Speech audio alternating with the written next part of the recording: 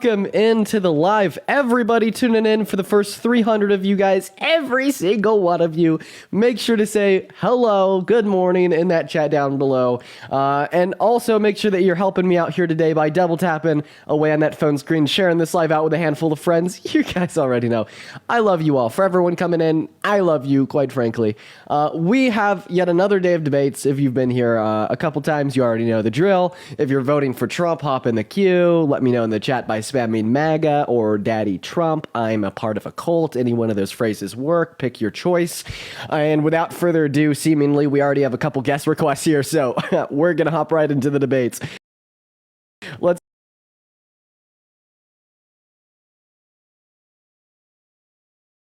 And let me tell you, real fun day. Miss Babs, I appreciate you for the confetti. Hello, sir. Are you voting for Dipey Dunn? Yeah, man, for sure. All right. Why are you voting for Trump? Just because I like what he's talking about. Hey, I was just wondering, like, I know you're on here arguing with people every day, and I was just wondering if you've made any progress on any of this stuff. Have you figured any answers that we can agree on or anything? Have you found any things that we can agree on by chance yet? Well, I know, because I think it's one side of the aisle or the other when it comes to either supporting or not supporting a rapist, felon, etc. But you said that you're voting for Trump because you like what he says. Like, what specifically does Trump say that makes you want to vote for him over Harris? Well, I was trying to just see if we had things in common that we could work together on. You know what I mean? I've seen. I appreciate you for coming up here. I appreciate you, man. Let's go and move on to the next guest. I do appreciate you for coming up here, wanting to find that middle of the aisle. I don't know. On a lot of these issues, there's truly not. I mean, it sucks, but it's like you're either voting for a felon or not. You know, you're either voting for a P3DO or not. You know, it sucks. It does. Hey, what's up, Lawson? Are you voting for Trump? All right, Lawson's not here. We're going to go to move on to our next guest, guys. Hop in the queue. If you're voting for Trump, we're going to go to move on to our next guest right now. For the first 1.2 thousand people hanging out with us in the stream here today, make sure that we're double tapping. What's going on? Are you voting for Trump? Yeah. Okay, why is that? Because he plays golf. Because he plays golf. Okay. Yeah. So if Trump didn't play golf, you'd be voting for Harris? Yeah. Okay. All right. Well, we're going to go to move on to our next guest. We want our first serious debate of the night. We got our next guest, Chaotic Bliss, loading in. So everyone just give us a minute here, y'all. What's going on? Are you voting for Daddy J Trump? Yes, sir. Okay. Why in the hell are you doing that? All right. So I've seen you on here and you're a young guy. I get it. I'm 41. I'm a military vet. And I just got to say, you young guys think you're so smart, and when I was your age, I didn't know half as much as you did. And Trump for prison 2024. For prison? Yep. I love you. You're awesome. Let's go. God, what a great guess. What a great guess. We're going to go to move on to our next guest. Trump for prison. Trump for prison. Absolute W. Hi, Dylan. Are you voting for Trump? Yeah, I plan on it, Dean. All right, now why in the hell do you want to vote for Trump? Like, why? Why do you want to vote for the womanizer, the rapist, the child sex? Like, just why? Well, I mean, I'm going to vote for him because he actually has a lot of good things to say. And just basing off of, everything you said, I mean, first of all, you could have chose a better picture for Trump in the background. You know, you just say all these bad things about us, and and how he's like this rapist and this pedo and whatnot. Say rapist. No hard R here. Okay. Okay. Well, all right. Well, I understand, man, but it just seems like you just have a lot of mean things to say. I just don't really appreciate it, man. You could just be a little bit nice and respect our opinions more. Oh my God, that's terrible. So you just said, I call him a racist, I call him a rapist, I call him a P3DO. I just have all these mean things to say. What if they're true, though? Okay, I think that the voter base should be informed and has the right. No. If not, I have an obligation to share this information with the voter base. I think every single American citizen... I understand, man. And well, again, I'm not saying... you're saying a lot of mean things about my candidate. Well, you just say a lot of mean things about us. Man, you're stupid for voting for him. You just can't be saying stuff like that to us. Because, I mean, I respect your opinion, and all we ask is for respect back, bro. Okay. Right. So I don't think I can respect someone that willfully votes for someone that tried to stage a coup to overthrow our government and steal the election from Biden in 2020. Someone that's been held civilly liable for raping a woman. Someone that sexualized little girls, boasted about grabbing women by the P word, etc. Called all black people lazy. And I'm just wondering, how do you rationalize that on your side? Like, what reason do you have to vote for Trump over Harris? Because if you're just here to tongue police, I'm just going to move on. I want to know why you're voting for Trump over Harris. Okay. I'm going to get to that, but I have to address what you just said. I can't just ignore everything you just said. So yeah, I mean, I'm not going to just sit here and act like I know literally every little thing because I don't. And I also don't have a computer in front of me. So any questions you may ask, like just because I don't have an answer to a specific question doesn't mean I don't know it. But here's what I will say, though. I know enough. All right. I've given the other chance, like my full undivided attention. I've been a supporter of Trump ever since 2015 when he came down the escalator, announced his campaign. I've really liked what he's had to say, but obviously as time has gone on, I've gotten older, I've matured a little bit. I've gotten an opportunity. Can you tell me why you think that see Trump is better the other than side? Harris. I'm sorry. So why is Trump a better candidate than Harris? Well, I believe that he's a better candidate because he just has so much more knowledge to me. Whenever he speaks, I just really fully believe that he just knows what he's talking about, and I just don't get that vibe from Harris. She didn't. I mean, dude, they're bringing up questions in the. Did you see the debate? Because I'm assuming that you did. I'd be shocked if you didn't. Yeah, and I think that Kamala Harris shared her policy and shared her plans with the American people. Then Donald Trump shared lies, misinformation, half-assed concepts of plans, and told us that he has no clue how he's going to pay for his tax cuts for the wealthy. Okay. You said have you seen any of his speeches? That's actually what I was just about to rallies? ask. It's what I was just about to ask you about right now. You said that he's very knowledgeable. Yeah. It makes sense. What is he trying to say here?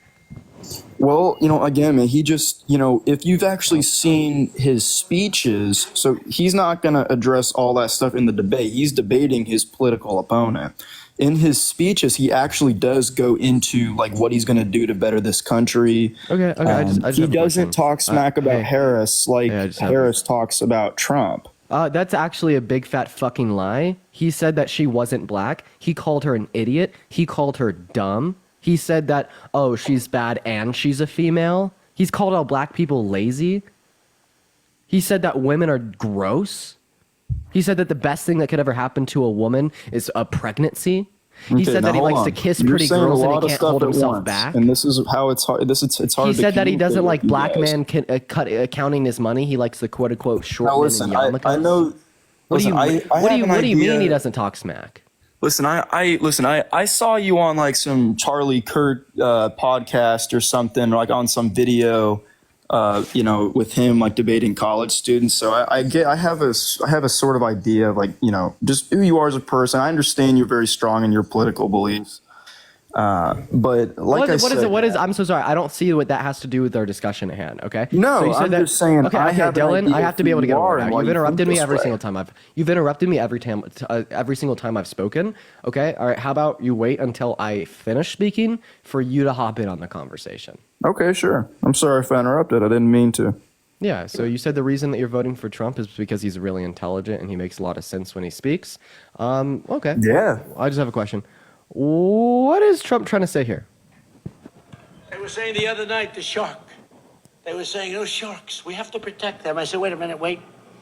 They actually want to remove all the seals in order to save the shark. I said, wait a minute, don't you have it the other way around? That's true. Well, I'm not a big fan of sharks either. I don't know how many votes am I going to lose. I have people calling me up, sir, do we have a fund to save the shark? It's called Save the Shark. I say, no, thank you. Oh, wait, this is actually the wrong clip. He doesn't make that much sense in that one either. But what's the wrong clip?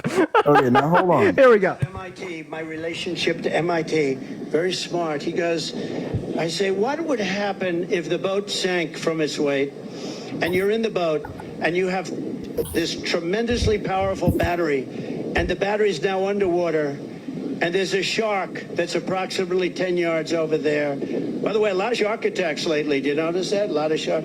I watched some guys justifying it today. Well, they weren't really that angry. They bit off the young lady's leg because of the fact that they were they were not hungry, but they misunderstood who she was.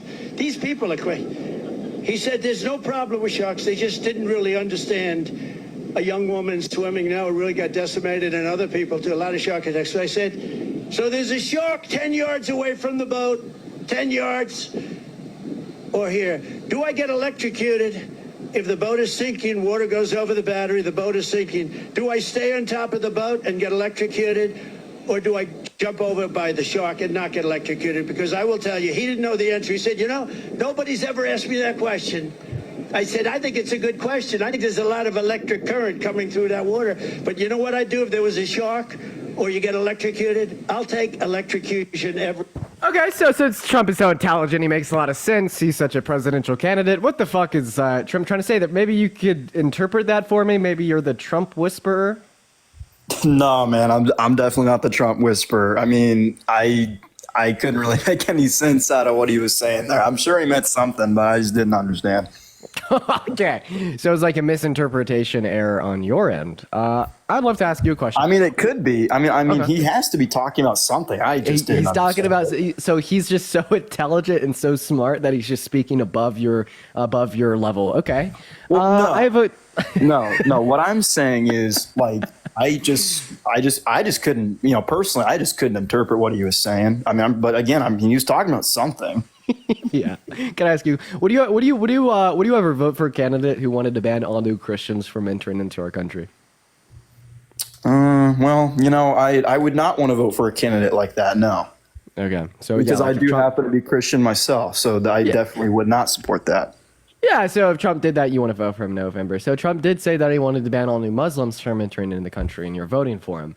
So why would you vote for Trump if he wanted to ban all new Muslims, but you wouldn't vote for Trump No, if he wanted to ban all new Christians? No, if he wanted to ban all Muslims, that's equally as much of a problem if he wanted to ban all Christians. Okay, so you wouldn't vote for him if he said that he wanted to ban all new Muslims coming into our country? Well, that's actually not what he's saying. He's saying he doesn't want any illegal immigrants flooding our country. So context is important. Okay, but like if he did say that he wanted to ban all new Muslims, you want to vote for him? If he specifically said the words, "I want to ban all Muslims from coming in the country," then yeah, that's a problem. Then you wouldn't vote for him because of that problem, because all right? people should be allowed in the because see, everyone should be invited into this country Okay. as long Do you as mind they if I go play through the something for you real citizenship quick? process. If they go through the citizenship Donald J. Trump is process, calling for a total and complete shutdown of Muslims entering the United States. I heard it, man. Yeah, so it seems like you're not voting for Trump. No, I am voting for Trump. He doesn't want crime in this country. Let me ask you this, Dean. Let me ask you this. What is Harris going to do? What is Harris going to do with the border crisis? What is she going to do? Because Trump actually has a deportation Oh my operation. God! that he's gonna Oh my impose. God, Dylan! Do you see the cognitive dissonance? Do you see it? Do you see it? Not at all. Not at all. You just told me that you would never vote for Trump if he said he wanted to ban all new Muslims coming into our country. Okay, I play and- you a clip of Donald Trump You played saying he me a wants to clip ban and then all you new paused it Muslims. at the most convenient time where we couldn't get any context from what he was saying whatsoever. Oh, dude, there is no context. After that, he's just like, until our country's representatives can figure out what the hell is going on. You want to hear it? All right. And what are the crime statistics, from Muslims?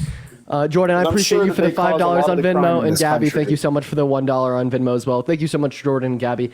Actually, right, it is indicated that in Muslim-dominated countries, we actually see lower rates of violent crimes in comparison to non-Muslim dominated do. countries. Okay. Well, I haven't seen that anywhere. Right. But And then it also is the case that I don't think a disproportionately higher crime rate in comparison to like a particular group of people in our country, right, justifies banning like all Muslims from entering into our country.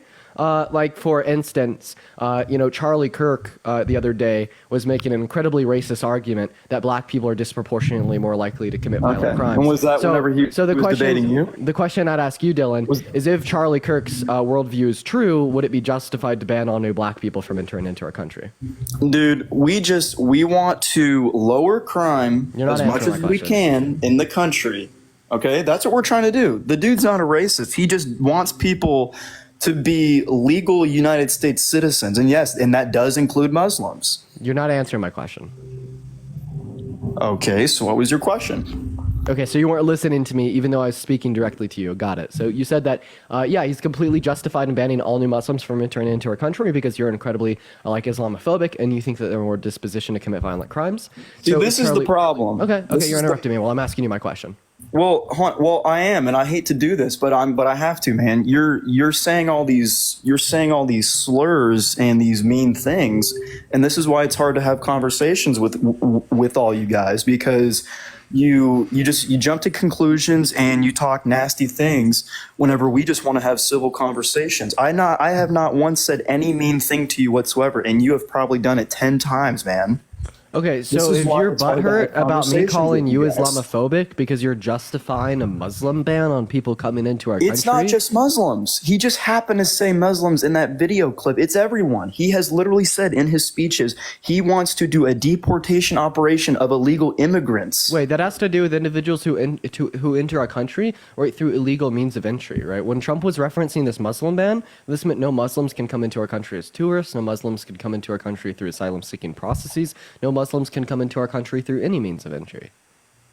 He just wants people to go through the citizenship process and become legal United States citizens. That's what he wants. No, so and you would know that if you've watched any of his rallies. So this is completely separate and different from his stance on the southern border? border? No, this is the same thing. He just so happened to be talking about Muslims in the clip that you showed me. No, you're wrong. So what ended up happening? I'm wrong. You can't just say I'm wrong and you can't just say I'm wrong. That's not how that works. I certainly can. I was going to explain how you're incorrect.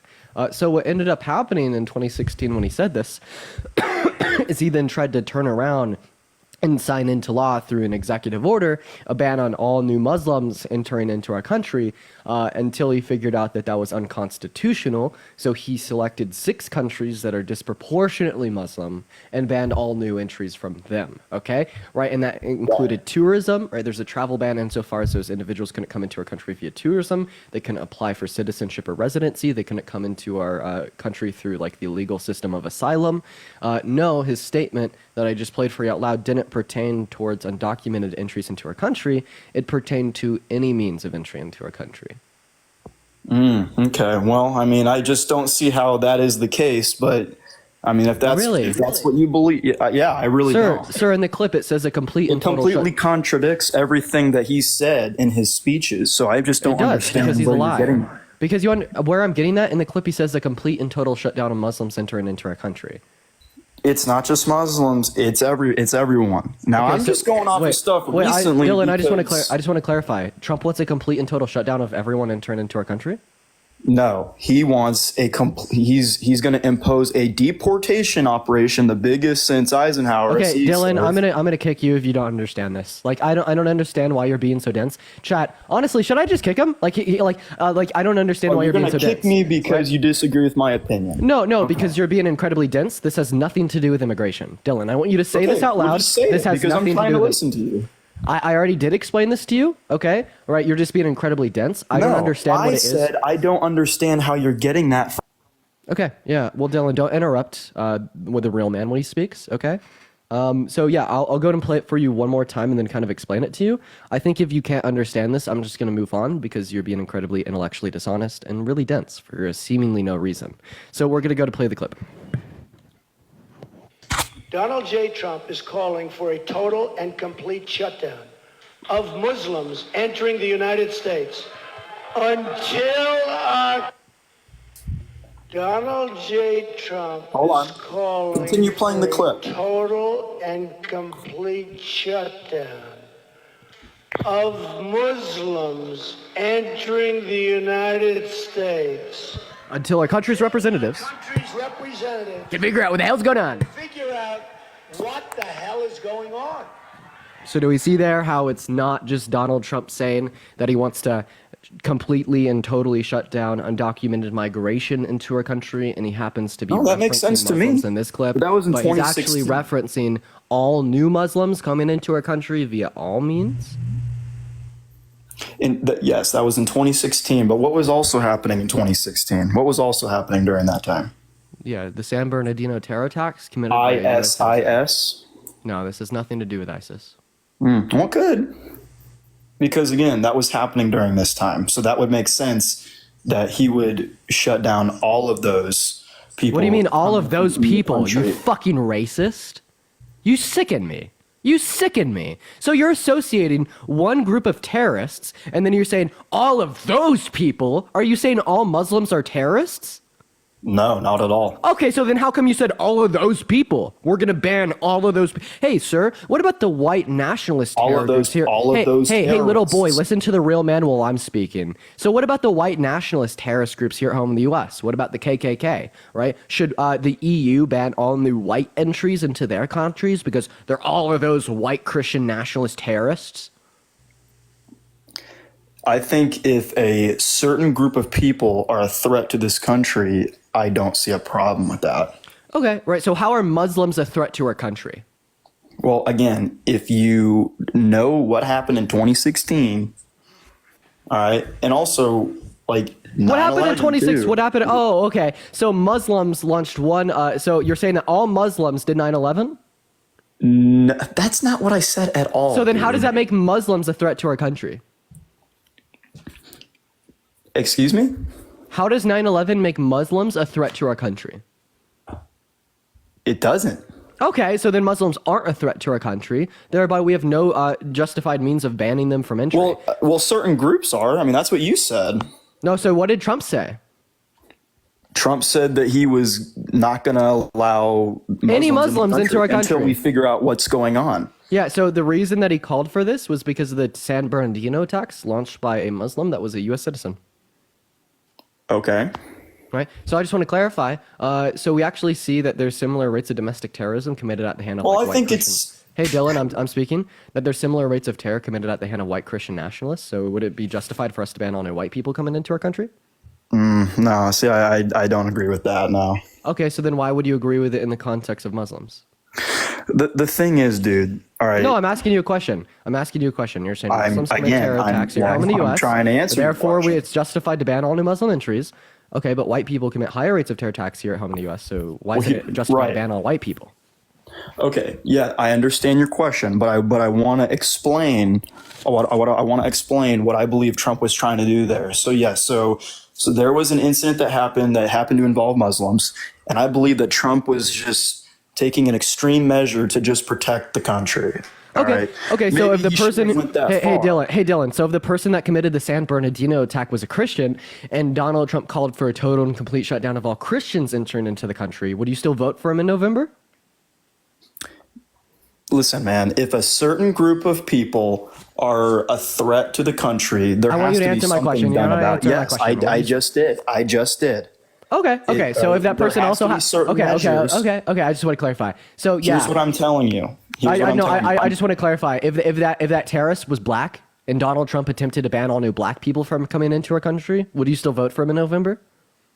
Listen, like I said, we have to do whatever it takes to protect our country, no matter what. Because this country is a priority. Okay, so you think you would still vote for Trump in November if he tried to ban all new black people from entering? Wow, wow. Do you hear yourself right now? Do you see how far gone you are? Do you like legitimately? Do you see how far gone you are? Do you see how far down the MAGA pipeline you are? You're no, Dylan. I'm talking. Listen, it's not racist Dylan, against other people. It is racist to ban all new black people from entering. Are you fucking crazy? Again, if a certain group of people, now I believe all. What do you mean a certain group of people? You literally sound like a neo-Nazi. You sound like a KKK member. I'm not kidding. What do you mean a certain? What do you mean a certain group of people? What the fuck are you even talking about? What are you talking about? A certain group of people? Saying that it's not racist to ban all new black people from entering into our country because they're a certain group of people?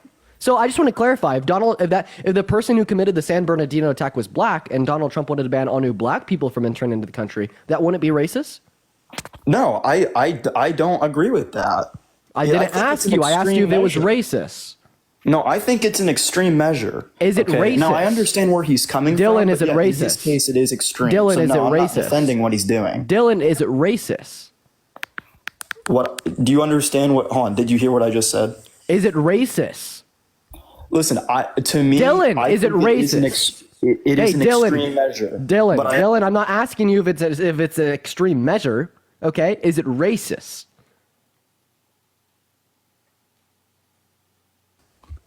Arguably, yes. Someone could see that as racist. Okay, so if it's racist to ban only black people from entering into our country, also arguably Listen, the same. I can understand. Hey, the no, I'm racist talking. argument. Hey, I'm talking. So if it's racist to ban all new black people from entering, would it be Islamophobic to ban all new Muslims? What I'm going to say. No, I is- want you to answer. If you don't answer my question, I'm going to kick you. But I am going to answer your question. No, is it no? Let me I want a finish. yes or no. I want a yes or no. Is it Islamophobic to ban all new Muslims Dude, from entering? but it's a complicated issue. And No, let me just no. explain I want a why. yes or no. Is it Islamophobic to ban all new Muslims from entering our country?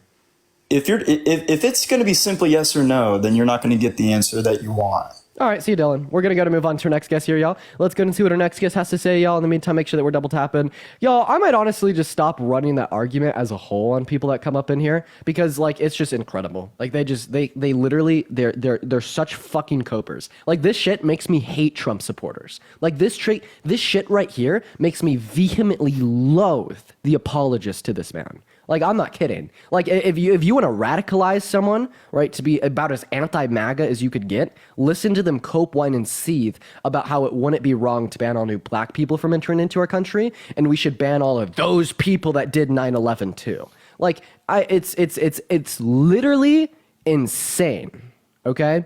Amanda, thank you so much for the $25 on PayPal. I really appreciate you for the love. Let's get some massive W's in the chat for Amanda. Thank you so much for the $25. You are awesome. And Jeff, thank you so much for the $10 on PayPal as well. Thank you so much, Jeff and Amanda. Y'all are so awesome. Thank you guys so much. W's for Jeff and Amanda. And Michelle, thank you for the $5 on PayPal as well. What's going on, Gavin? Are you voting for Trump? Yes, I will be. Okay. How old are you? 18. Okay. What year are you born in? 2006. Okay. What month? January. Okay. All right. So why are you voting for Trump? Because why would he not? He could have done everything that the left said he did, but he was already in for 4 years, and he would have did the things that the left people say he did. Like they would have said that he would. Like, it's just so many things, but taxes were so much lower, everything else was so much lower, and Taxes were so much lower while Trump was president. Yeah, do you see the gas prices Okay. when we're still under Trump's tax code? No, we are not. Yeah, we are. It Okay, expires in so the 2025. last 3 or 4 years when Joe Biden was president, why did he go? Why did the taxes shoot up once he became president? I don't know, but we're still under Trump's tax code. Like, probably because of Trump's tax code, they shot up. I mean, if you think that our taxes increase, Okay, then why did it Donald shoot Trump. up once he left office? Who knows? All I know is that we're still under Trump's tax code. It expires in This guy. 2025.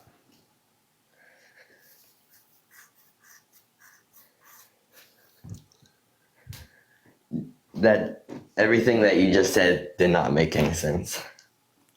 Okay, buddy. Okay, dude. You just- I'm so sorry. What? I'm telling you. Okay, so I say that we're still under Trump's tax code. How does that not make sense? Because if we were under his tax code when he was president, the taxes would still be up.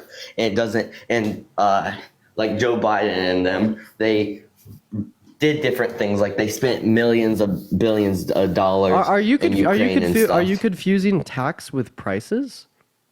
Because you said that the taxes were higher now. Just look at the price of gasoline. I'm saying like both of them, but Okay. Yeah. So Trump's tax code expires in 2025. The reason why some of your taxes may have went up is because of particular parts of his tax code sundowning, right? Meaning that they are expiring.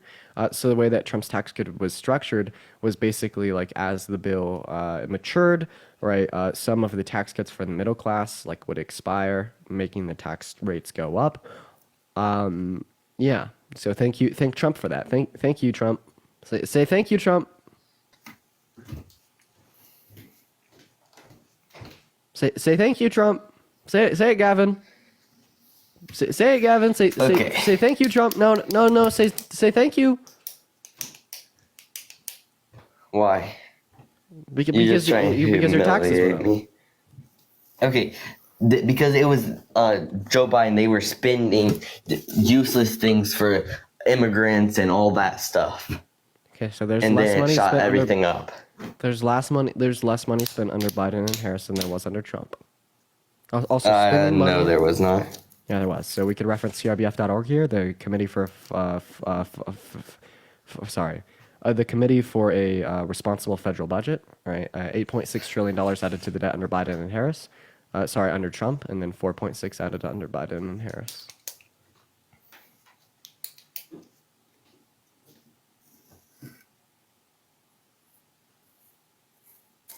Say thank you, Trump. Say it.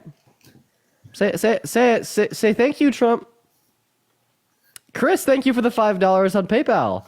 I really appreciate you for the love, Chris. Let's get some W's in the chat for Chris. W's for Chris. That is KRIS. Thank you so much, Chris. And a thing I did not appreciate is when Dylan was talking, you kept interrupting him, but then once he tried to talk, or once you were talking and then he tried to talk over you, you would try to shut him up, and that was just not fair.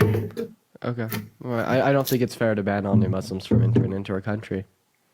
Okay, first of all, that was like that. Law.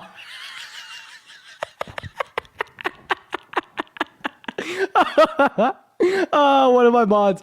Law has mod powers and just booted him. That's good. That's funny. Oh man. All right, hey, I'm fine. Okay, for the 3.1 thousand people in here, we need to restart the stream. We're not sitting out anymore. I'm gonna be right back here in about 10 seconds. So for the 3.1 thousand people in here, just make sure to click on my account. I'm gonna be right back on live. I'm gonna see you all literally in 10 seconds. For the 3.2 thousand people in here, make sure to click right back into the live. I will see y'all here very, very shortly.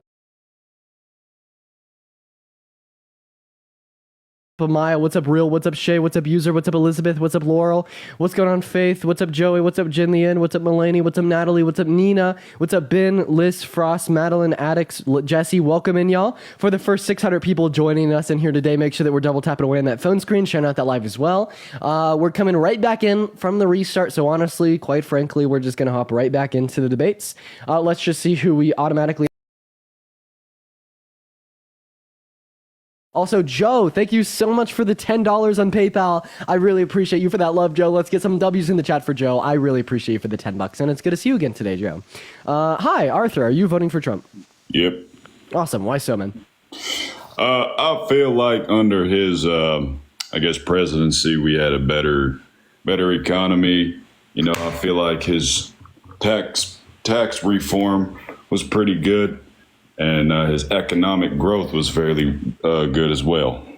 Okay, so about having a better economy under Trump, well, I don't think just because something happens in the country means that the president caused it. How did Trump cause us to have a better economy? Or in the inverse, how did Biden and Harris cause us to have a worse economy?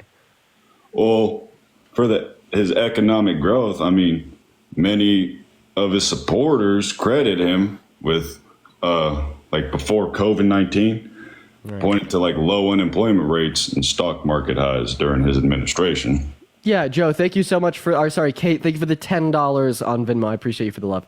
Yeah, but how did he cause that to be the case? Tracy, thank you for the little crown. What policy or executive order did Trump sign into law that caused the economy to boom?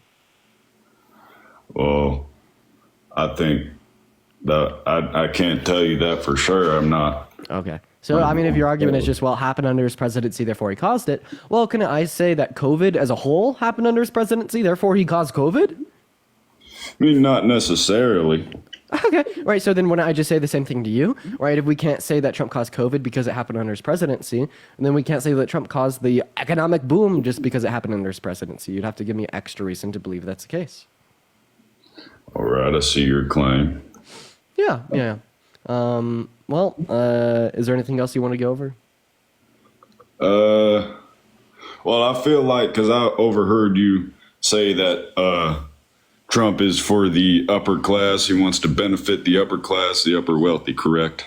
Yeah, absolutely. Can you name one policy that Donald Trump influenced to get passed during his first 4 years that benefited the low and the middle class more than it benefited rich people? I would say it's tax reform. Okay, so 83% of the cuts in the TCJA went to the top 1%, disproportionately benefiting them, right? So that is not a policy that benefited the average American more than... Well, tell me why Mark Zuckerberg and Tim Cook, they all support they're all on liberals. I don't know, like probably because they see the value in like an economy that would disproportionately benefit the consumers. Like maybe because that will even benefit them at the end of the day. If the average American is better off, maybe they're going to buy more How iPhones. would that benefit them if they're in the upper class and Kamala wants to support the lower to middle?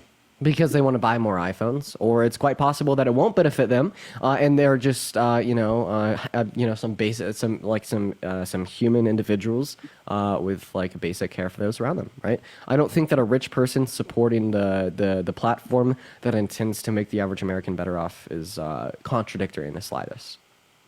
All right. All right, it's just a consumer centered economy rather than a producer centered economy. Right, and I think that we should be focused on putting more money in the hands of the average working class American, more so than the top 1%.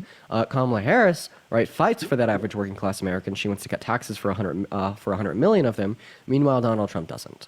And Ron, thank you so much for the $15 on PayPal. I really appreciate you for the love, Ron. Let's get some massive W's in the chat for Ron. Thank you so much for the $15 on PayPal. You're awesome. Thank you, Ron. Now, what is your proof that Kamala wants to benefit the lower to middle class? Because I've never really heard about that. I've never heard her state that.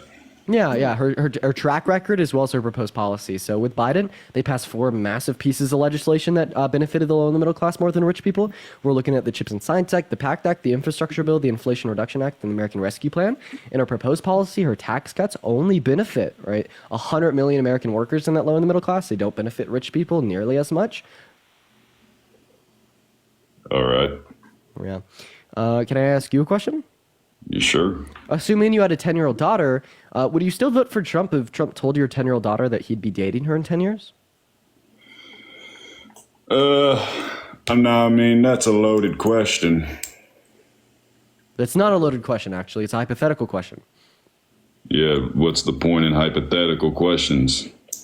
To test like your logical consistency and that's really it. To test your logical consistency. Dean, that's what you do here is you ask a bunch of hypothetical questions that have nothing to do with the Constitution. Okay, well, we actually just spent the last 10 to 15 minutes talking about their reflective policy, right? Me asking you one hypothetical question to see if you're logically consistent. Well, I've seen you do it to other gentlemen in here. Yeah, it's called debating, man. It's called debating by asking a bunch of hypothetical questions. Yeah, because we could use them to prove conceptual points that wrap back into reality. So seemingly, right, if you actually want to engage in a good faith debate with me, you'll answer my hypothetical question, okay? I mean, you can ask it of me in the reverse. If Kamala Harris were to sexualize my 10-year-old kid, would I vote for her? No! So if Donald Trump tried to sexualize your 10-year-old kid, would you vote for him? Well, not if he sexualized her. Okay. So you wouldn't vote for Donald Trump if he sexualized your 10-year-old daughter. So Donald Trump did sexualize someone else's 10-year-old daughter. I know, I've heard that. But I saw the video, Dean. He didn't really sexualize. He more so, I think, was just given, and it was a very twisted compliment. Okay. So Donald shouldn't have been said. It was very disturbing. So for all those that are curious, Donald Trump said that he dated a 10-year-old girl in 10 years. What was the relevant quality of that 10-year-old that he was evaluating to come to the conclusion that he'd be dating her in 10 years? Was it her personality, or was Donald Trump essentially saying, that's one hot 10-year-old, I can't wait till she's legal so I could fuck her?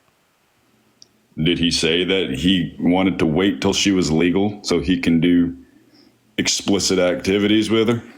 Donald Trump has had 3 wives, cheated on them all, one with a P star. What do you think Donald Trump means? Has he cheated on his wives with a minor? No. Well, as far as I know. Exactly. So I think that doesn't conceptually relate to the point in the slightest. Okay, not saying it makes it any better, but he did say that around 1993 or 4, I believe. Yeah, but I don't think how long ago is really relevant. Like, if Donald Trump That's what I raped just a said. child in 1994, would you still vote for him? No, Jacqueline, I but appreciate you did for the he? gym gun. Yeah, so it doesn't matter how long ago it occurred. The fact that it occurred at all is relevant here. All right, obviously, we shouldn't be voting for Donald J. Trump because he sexualized a little girl. It's one of the many reasons, and I think you're right now trying to make an argument insofar as how he didn't sexualize a little girl. So please tell me, like, what relevant quality of the 10-year-old girl Trump was evaluating when he said he'd want to date her in 10 years. Was it her personality or something else? Well, I don't know. It seemed like her parents were there with him. Maybe, like I said, he was just giving a very disturbing, twisted compliment that shouldn't have been said. What was he complimenting? I can't tell you. I've never seen the girl. Oh, wait. So you're saying that you're gonna have to see the girl, right? So he was complimenting the way that she looks. So in other words, he was looking at a 10-year-old saying she looks real pretty. I can't wait to be her sexual partner in 10 years. Did he say that? Yeah, because he said he wanted to be dating her. What do you think Donald Trump means when he says he wants to date a woman? No idea. I mean, what would you mean when you say if you wanted to date a woman? That means that Donald Trump wants to sleep with them. So dating someone means you just sleep with them your whole life. For Donald Trump. Or not. Okay. I mean, I don't actually. Listen. Like, either way, I still think that this is like insanely sexual. It's still sexualizing a youth. I think you're trying to make like some very apologetic and twisted argument that he wasn't like inferencing that he wanted to sleep with her. He just wanted to love her and have a good relationship. Okay, so Donald Trump said that he's going to fall in love with a 10-year-old in 10 years because of how pretty she is. Again, it's like I said, in Trump's mind, it was probably a compliment. In the average mind, that's not a very good compliment. But mind if I So ask? you're admitting that he did sexualize a little girl because if it was a compliment, that was still a compliment that sexualized a little girl. You can give somebody a compliment and not mean it sexually. Okay, so what did he mean when he said that you'd be dating her in 10 years? I can't tell you. He, like I said, he probably thought that. And Okay. this is like one of your only like things that you go based off of. Now, let me ask you a question. Trish, thank you so much for the $25 on Venmo for dealing with the guests who are especially dense today. Yeah, we only have dense guests today. This is crazy. I really do appreciate you with the $25 on Venmo, though, Trish. Let's get some massive W's down below for Trish right now. Thank you so much for the $25 on Venmo. You're awesome. Thank you so much, Trish. W's for Trish in the comment section. Go ahead. Would you, excuse me, would you vote for Kamala if she blocked evidence that would have freed an innocent man from death row? Ashley, I really appreciate you for the $5 on PayPal. Thank you so much for the love, Ashley. No, I wouldn't. I would not vote for Kamala Harris if she blocked evidence that would have freed an innocent man from death row. I'll let you cook before I step in. Okay, so she has done that. You can Google it. It's on the CNN, New York Times. You can Google that. Okay. All right. Well, no. So what happened was we had a man on death row that had been proven guilty in a criminal court. She was his prosecutor. She upheld that it was a correct prosecution. When his lawyer turned around and argued that there needed to be further DNA testing, of course she said no, because this guy's guilty. It doesn't need it. That's a waste of resources. Then ultimately, when a judge ordered the additional DNA testing, the DNA testing was done, and he was just proven guilty a second time. But his life was never on the line because the state of California stopped executions on individuals on death row in 2006, which was prior to this incident occurring. And then the governor's office did an investigation into this in 2018 and found no wrongdoing on behalf of Harris. So, yeah, okay. So he took DNA testing to be proven guilty. So in a criminal court, I'm guessing they proved him guilty without DNA testing. Then he was sentenced to death row. Did they have the evidence that he was guilty before they decided to lock him up? Yeah, because you need evidence to criminally convict someone. Okay, so let me ask you, because I hear you talking about this. What was the evidence, not word, of Trump raping a woman? Okay, well, I mean, yeah. So first of all, right, he was held civilly liable for raping E. Jean Carroll, but the evidence would fall down to medical records in the 90s, right? Consistency between those medical records, the testimonies of others, as well as herself, right, over the course of a handful of years. But that's completely separate, right, from like the innocent, the guilty man on death row. But would you ever vote for someone that's been held civilly liable for raping an adult woman? No. Okay, But so Donald Trump has been held civilly I mean, liable for raping an adult. I would need discrete evidence that he did that. I'm not saying I need proof, because you can't really prove anything, but I would need evidence. So Yeah. what is the evidence? Is it What did she say? What did the court say? What did they meet in the middle to gather up that he actually did that to her? I did just go over the evidence with you. Honestly, I feel like just knowing that he was held civilly liable for it by a unanimous jury. When How was he held be civilly anonymous. liable? What evidence did they find to find him civilly liable? Yeah, medical records from the 90s that indicated that, yeah, Trump had raped her in 1996. Her testimony that aligned with those medical records under threat of perjury, alongside the testimony of 7 other people. Right, she also attempted to submit a dress that she claimed had his DNA on it, and then she had asked Donald Trump to submit his DNA to be tested against the DNA on the dress. He refused to do so. All right, and we also have reason to believe that, yeah, Donald Trump did grape her because he constantly lied in the court case. He had said that he had never met E. Jean Carroll, but then they supplied a picture of E. Jean Carroll and Trump together. He had said that he would never have graped her because she wasn't his type, and then confused a picture of her for his ex-wife, meaning that she is his type, unless his ex-wife isn't his type, okay? Heidi, thank you for the $10 on Venmo. I really appreciate you for the love, Heidi. Let's get some W's in the chat for Heidi. And email, thank you for the $5 on Venmo as well. W's for Heidi and email. Claire, thank you for the $2. You guys are so awesome. And Ashley, thank you so much for the $5 at PayPal as well. I really appreciate you for the love, Ashley. Would you ever vote for someone that's been held civilly liable for raping a little girl? Not that either.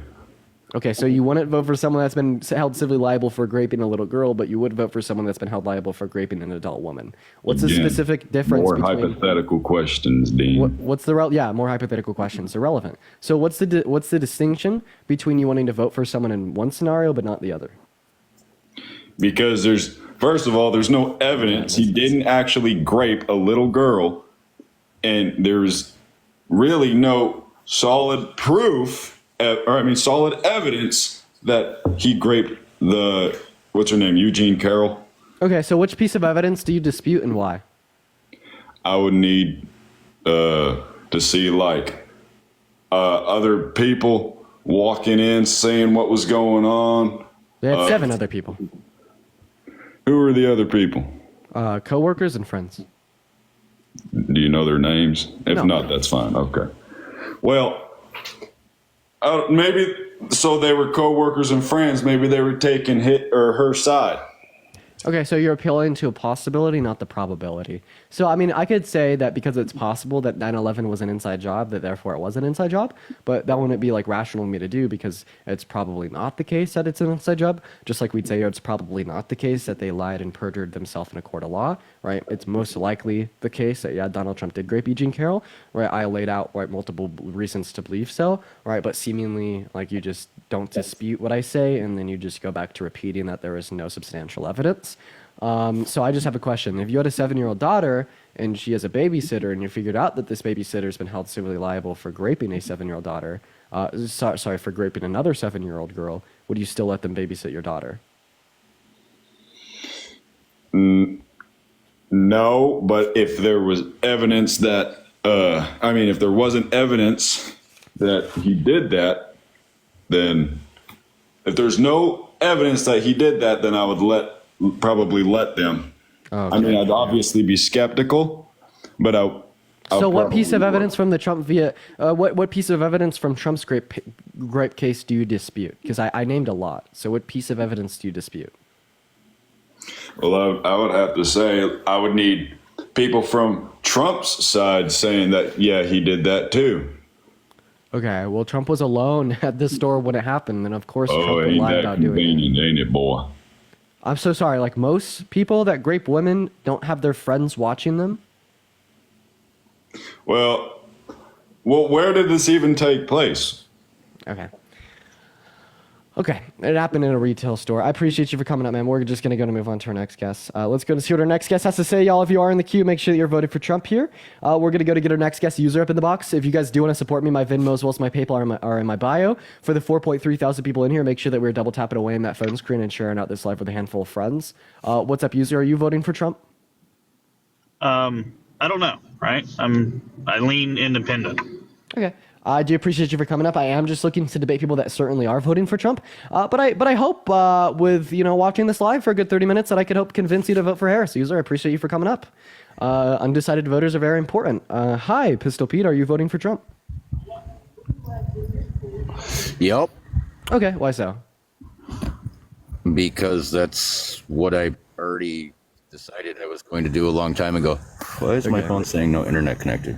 Yeah, but I'd say that Kamala Harris is a much better leader for our country. She'd serve as president much better than Donald Trump ever would. So why do you think Donald Trump would be better at leading our country than Kamala Harris would be? Dean, because I'm freaking 49 years old and I know Kamala's history. You know, again, this is something that's so funny because you regurgitate your shit every day.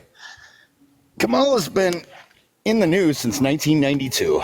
She was in there for Also, make sure not to say the names of any drugs. less than any sort of reputable character, I guess it would be, in a positive light.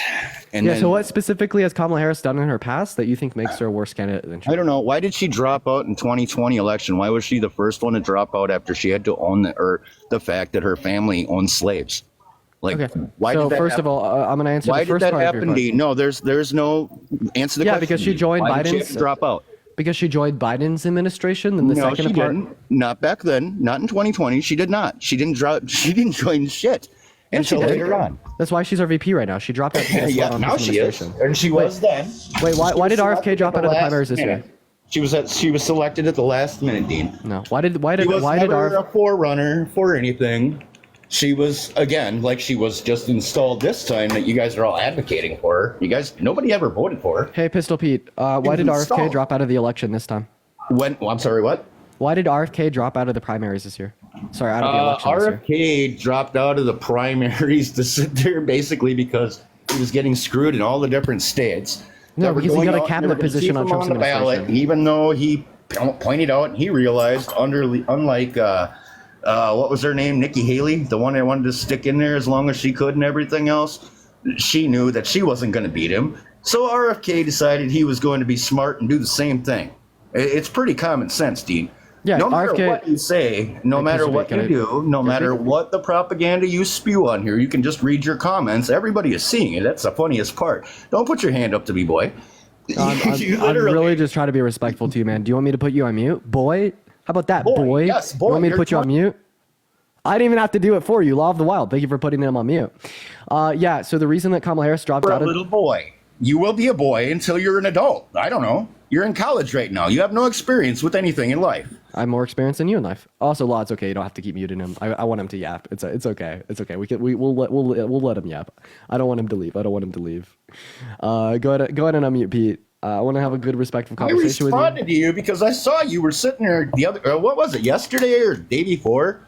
Ross, thank you for the $20 on Venmo. I appreciate you for the love, Ross. You said about Harry and you were ready to box and you got a couple of screws loose and everything. What was it that you were saying about that? Ross, Saying thank you for the $20 on Venmo. I really appreciate you for the love. Let's get some W's for Ross in the chat. Ross says Pistol Pete is dumb. I appreciate you for the $20, Ross. Pistol Pete is dumb from a dumb fucking kid.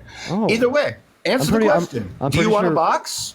You said you Yo, wanted a Natalie, box. thank you for the $10 on Venmo. Can you please help me understand the extreme dedication to Trump? I don't understand it myself. I appreciate you for You the love, said Natalie. you wanted a box. Yeah, You're I willing want a to go box. out. You got a couple screws loose. That's what you said. I'm boxing Bryce I Hall. posted on your comment. I've been waiting for you to answer back, and you haven't.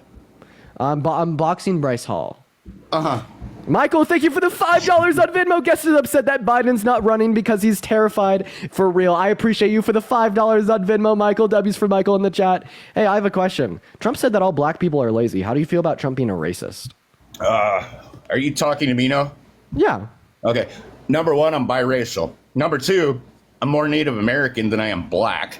Number three, he never said that. It's nice words, though, that you guys have gone and taken his words out of context, re-screwed them all up, and then put them out in your little propaganda way. Yeah, so I mean, if you want a source for him saying this, I got you. So specifically speaking, just look up Nevada Current. All the times Donald Trump has never been racist. It's by Hugh Jackson, and it's a piece that goes over all the racist Why things that he said, was including... Oprah such a huge fan of Trump back in the 80s, Dean?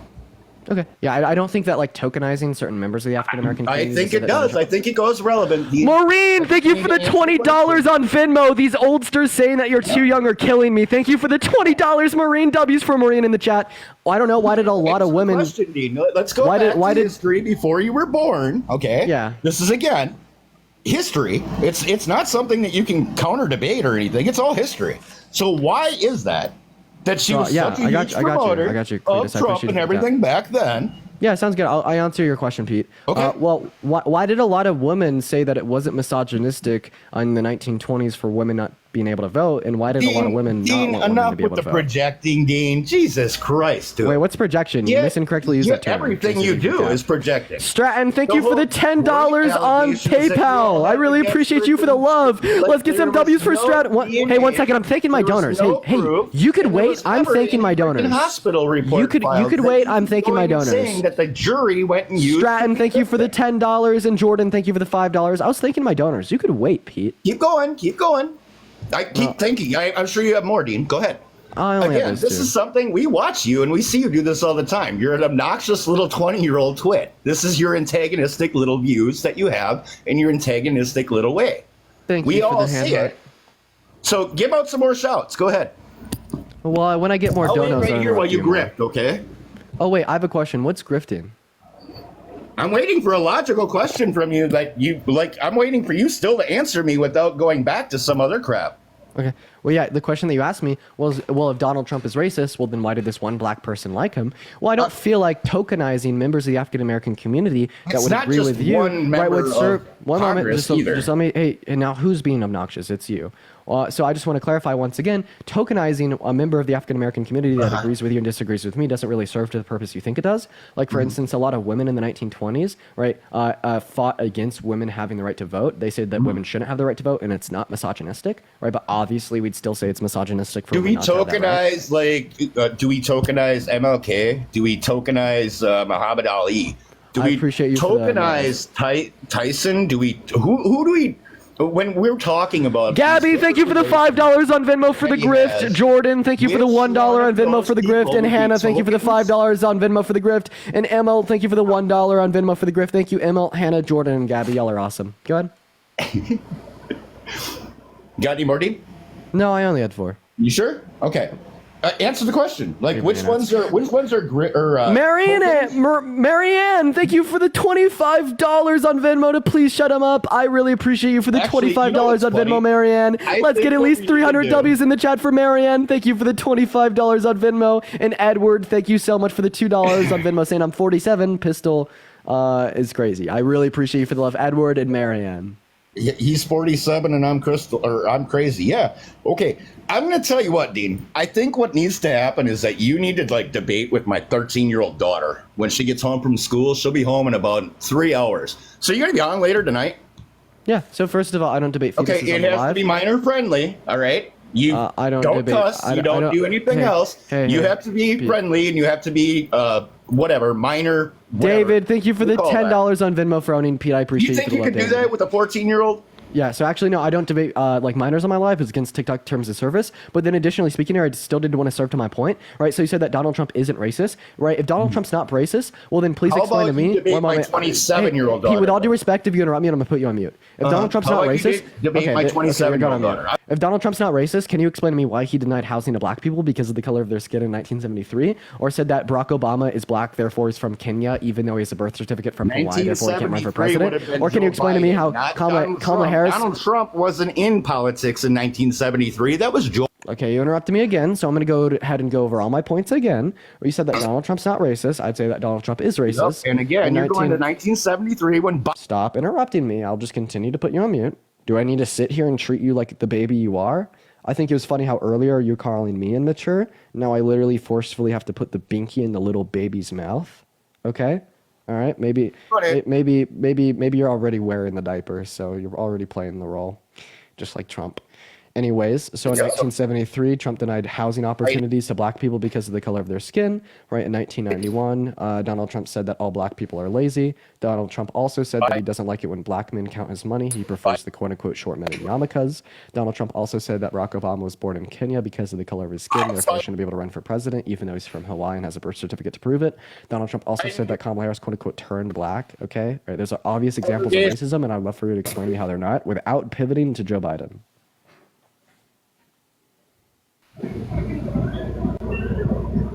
You done now? Almost. David, thank you for the $10 on Venmo for owning Pete. Sally, thank you for the $20 on Venmo for cutting him off. And Cameo, thank you for the $20 on Venmo. Take a seat, Pistol Pete, from your older and wiser elder. You are proof age is no measure of intelligence. You're awesome. Thank you so much, Cameo, for the $20. W's for Cameo in the chat, and W's for Sally with the $20 as well. W's for Sally and Cameo. Thank you, guys. But go ahead and respond to that, little bro. Little bro, here's where it is. Like I was saying before, I think you can debate my 27-year-old daughter, and she'll be the one to fucking school you. I don't need to anymore. Oh, you're a rude pivoting. little punk. You're That's running all there is away. to it. You're terrified of me. I will see you at the polls in November, dude. Have a good day. You're running away because you know that you're not as No, I'm smart not as me. running away at all. I'm just smarter saying you're than an you. obnoxious little bitch I'm ass. smarter than you. Keep You're a crying. little cocksucker, and you're not fucking smarter than shit. You're a fucking twat. You, Harry, all you little idiots. Wait, do you mind if Enjoy the unemployment line. Wait, do you mind if I do something real quick? Go ahead. Yeah, so just give me 1 second. Go for it. All right. Bye-bye.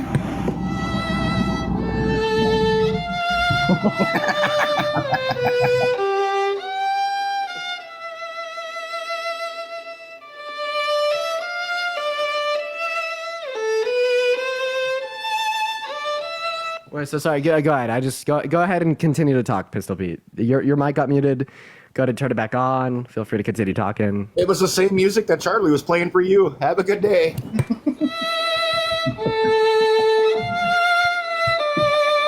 Keep playing it. Yep, that's your tune.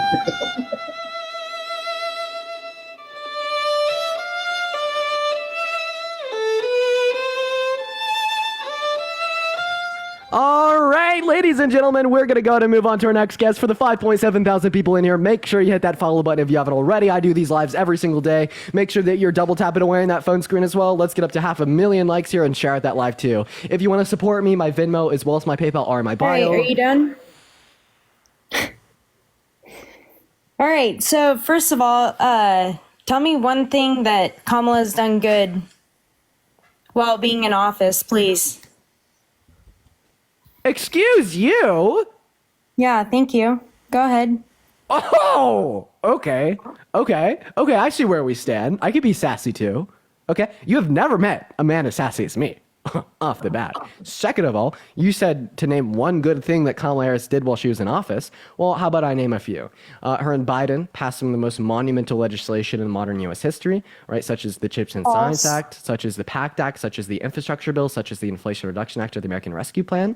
And she also passed the tie-breaking votes on more bills in the Senate out of any VP that we've ever had, including the Inflation Reduction Act, which was the biggest investment ever into renewable energy resources ever, while being deficit reducing over 10 years. What's one good thing that Trump did while he was in office, ma'am? Well, the Democrats have been in the office for 16 of the last 20 years. And now all of a sudden we think that it's Trump's fault. I think that's completely false. We have illegal immigrants more than ever in our country. And who is that? That's Trump.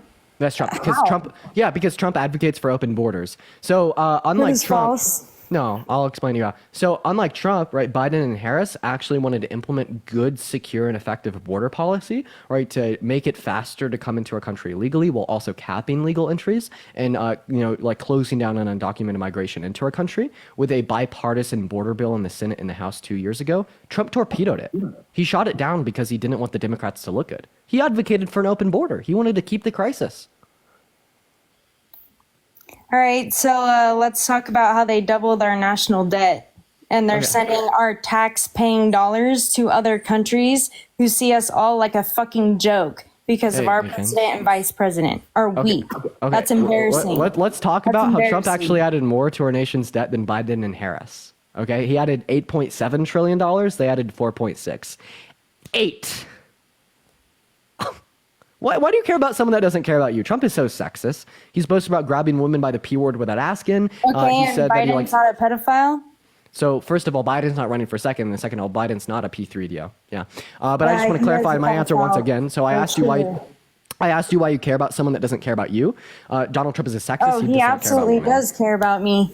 He actually supports our fucking country, unlike Camel Toe. Fucking lying puppet. So misogyny. Okay, so I want to stay on the first sexist point. Then we could go to the internal misogyny and your lying point. So the reason why I'd say Donald Trump doesn't care about you is because he has a track record of just disregarding women's thoughts, wants, needs, feelings, and opinions. So yeah, he's boasted about how he likes to grab women by the P word without asking first. He's sexualized. Okay, I'm a female myself. Allison, thank you for the $40 on Venmo. Abortion Let's get is at least fucking murder. $500. Let's get at least 500 W's in the chat for Allison. I really appreciate you for the $40 on Venmo, so I can replenish my supply of pacifiers and baby bottles. I really appreciate you for the love. Let's get some W's for Allison in the chat. Thank you for the $40 on Venmo. And MINH with the $10 saying thank you for doing this to educate people. W's for Allison and W's for MINH. I appreciate y'all so much. And Tracy, thank you for the little crown. Okay, so you said you responded to me about abortion. So we could talk about abortion, but once again, you are incessantly cutting me off and pivoting to a point. So how about I make a point? You off. Yeah, so how about I make a point? How I think about all I make you a point do and then is you could drop the cut people conversation? off. You don't let people talk. Okay. Yeah. So I'll let you You're talk. fucking immature. You're immature. You're not educated. You don't know your shit. And you're voting for somebody who's not even going to do anything for our country. Our life fucking depends on this. Okay, so do you she's like actually. the way that we're living right now? Gas prices, food. Nobody can afford anything because our economy is shit. Okay. And who's done that for the last 4 years? So how did the Biden-Harris administration specifically drive our economy into the ground? What do you mean? Look at what our economy was at when Trump was in office. Yeah, so just merely saying that it was better while Trump was in office and worse while Biden and Harris was in office, therefore Trump caused it to be better and they caused it to be worse, right? It's a correlation causation fallacy. Just because something happens in the country doesn't mean that the president's to blame. Like, I'll just simply ask you. They're one of the top to blame for sure. Okay, so they're running our country. They're part of the government. So when we had the highest rate of unemployment in our country since the Great Depression under Trump in April of 2020, did he cause that? I don't believe he caused that. No. In fact, look at all the jobs that are open right now. But it happened. All the jobs that are open right now, and our unemployment rate's all right now. But let's talk about April of 2020 without pivoting. Opened up for us a lot. Wait, I have a question. So you said just because we've been in economic turmoil under Biden and Harris that they're to blame, but as soon as I reference a bad thing that happened in the economy under Trump, he's not to blame. So if you could say Trump didn't cause unemployment, why can't I say Biden and Harris didn't cause inflation?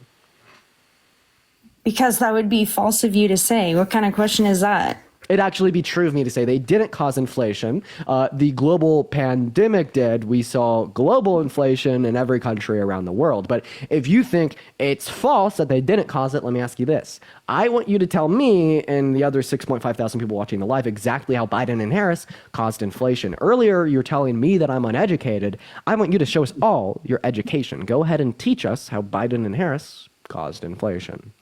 I mean, I don't need to tell you anything other than look at the last 4 years. Okay, once again, that's another correlation causation fallacy. I could just say, proof, look at April of 2020, evidence. that's a proof. Well, can I just say, look at April of 2020, that's the proof that Trump caused the highest rate of unemployment since the Great Depression? Okay, is that his fault because of COVID? So COVID, No. if COVID can cause unemployment, why can't COVID cause inflation? Well, I mean, it definitely had a little bit of everything to do with it. Yeah. But is that Trump's fault? No. It's not Trump's fault. At least we were never in war while Trump was in office. Look What at all war are these we in right fucking now? countries attacking us. Okay, what country is attacking us? Do you not even know what's going on in our world? I don't think you're educated because you're too focused on voting for the wrong person. Okay, then educate me. What war is the U.S. currently fighting in? It's not technically the U.S. It's countries that support the U.S. that we are going to go into war for. Like, what country are we going to go into war for? You're a fucking idiot. You need to get an education. Everybody vote Donald Trump. Well, I mean, Kins, do you see how you can't answer the questions? Kins left. Yo, let's get some runner emojis in the chat. Dude, I swear to God, I love these lives. They make me so happy. I'm going to be so real, chat. These fucking lives, they make me so happy. Oscar, thank you so much for the $11 and the 11 cents on Venmo saying her confidence fell to the floor. Let's get some massive W's for Oscar in the chat. I really appreciate you for the $11. You're awesome. Spam MAGA down below in the chat if you want to come up and debate as well. But seriously, W's for Oscar. And if anyone else wants to support me, my Venmo and my PayPal are in my bio. I get 100% of the proceeds on this platform. So what's going on? Are you voting for Trump? Hell nah. Okay. I'm voting Kamala. Hell yeah, brother. We're going to move on to our next guest, Spam. Trump in the chat if you want to come up and debate. Elizabeth, I appreciate you with the $2 on Venmo. I really appreciate that. What's going on, man? Are you voting for Donald J. Trump? Hi. Yeah, I'm voting for Donald Trump, okay? All right, appreciate you for coming up. That's a troll. For the 7.2 thousand people in here, while we're moving on to our next guest, if you haven't already, hit that follow button. We have a lot of fun with these debates every single day. This is literally my full-time job, and I love it. Just waiting for our next guest here. What's going on, Cassandra? Are you voting for Trump? Okay, Cassandra's not here. I'm so sorry. I did not mean to get on here. Absolutely no worries. Moving on to our next guest here. We are inviting our guests up as we speak. We have our next guest joining right now. What's going on? Are you voting for Trump? I am. Okay, so why do you care about someone that doesn't care about you? Trump is sexist and does not care about women. Well, I disagree with that. For one, he's done a lot for women. He's done a lot for the LGBTQ community. He's done a lot for African Americans. Like what? Why are you voting for Kamala? Yeah, sure. Lexi, I appreciate you for the $10 on Venmo. Kins was a doozy. I really appreciate you for the $10. W's for Lexi in the chat. Sure, I'll go ahead and tell you why I'm voting for Harris. So first of all, there's going to be two main categorical reasons, policy and character. When we're referencing character, Kamala Harris is in a 34-count felon. Kamala Harris didn't scam and defraud people with a fake university. Kamala Harris is not an election denier. Kamala Harris didn't try to coup the country and rig the outcome of an election. Kamala Harris didn't sexualize a little girl saying that he dated her in 10 years. Kamala Harris didn't boast about grabbing women by the P word without asking first. Kamala Harris, right, didn't say that she liked to walk into the changing rooms of half-naked teenage girls to inspect them. Kamala Harris didn't say that all black people were lazy. Kamala Harris didn't say that she doesn't. Of all of these things that you're saying things that Trump has maybe done, not saying anything she has done. So you're just basically voting for her because she's not Trump? Well, that's about character, and like I said, I was going to get onto policy. Well, Lorena, I appreciate you for the $10 on Venmo. I appreciate you so much for the love, Lorena. W's for Lorena in the chat. So But yeah, that doesn't say anything for her character. It's just going against him. So I mean, you actually cut me off. For her. Did you say you didn't let me finish there? But yeah, sorry. I also want to say that, yeah, like we could take into consideration, right, faults of Donald Trump's characters insofar as why we'd vote for Harris. That is completely, totally, and unequivocally a valid argument. Okay, because at the end of the day, it's a comparison between these two candidates, right? And if one candidate is drastically worse than another one, right, that obviously is going to give us reason. I literally could vote for Harris because she's not Trump if I wanted to. But yeah, there's also things about her that I like. But also, just to finish off here, Kamala Harris is not a rapist, right? Kamala Harris is not a sexist, a racist, right? Kamala Harris actually has good policy that serves to benefit the average working class American, unlike Trump's, who disproportionately benefits rich people, right? Kamala Harris wants to codify federal protections for a woman and a girl's right to access abortion. Donald Trump, right, overthrew that by electing justices to the Supreme Court to overthrow Roe v. Wade and to rescind it back to the state. There's so many fucking reasons. Roe v. Wade was based on a lie to begin with. The people that started Roe v. Wade came out later and said that it was based on a lie. So not only is that misinformation, but that has nothing to do with like their interpretation of the Constitution that was made. So women's health care is one of your reasons then, right? Yeah, so I have plenty of reasons. Tell me in what state is medical abortion illegal? If it's medically necessary. It is legal in all 50 states to have an abortion if it's medical. Okay. So first of all, we do see 12 states where we do not have exceptions, not to mention that I think all women should have the right to choose. There's exceptions for all medical reasons to have an abortion in every state. So what about a 10-year-old girl that got raped? There is exceptions for that. It would harm her to have the child. 65,000 victims of rape in the state of Texas have been denied access to abortion. That sounds like a problem with the doctors. They should know the law and they should be able to give them health care. That's the doctors denying health care. That's not the law. The so law do you think says that it's victims allowed. of rape should be able to get abortion? Do I? Yes, I do.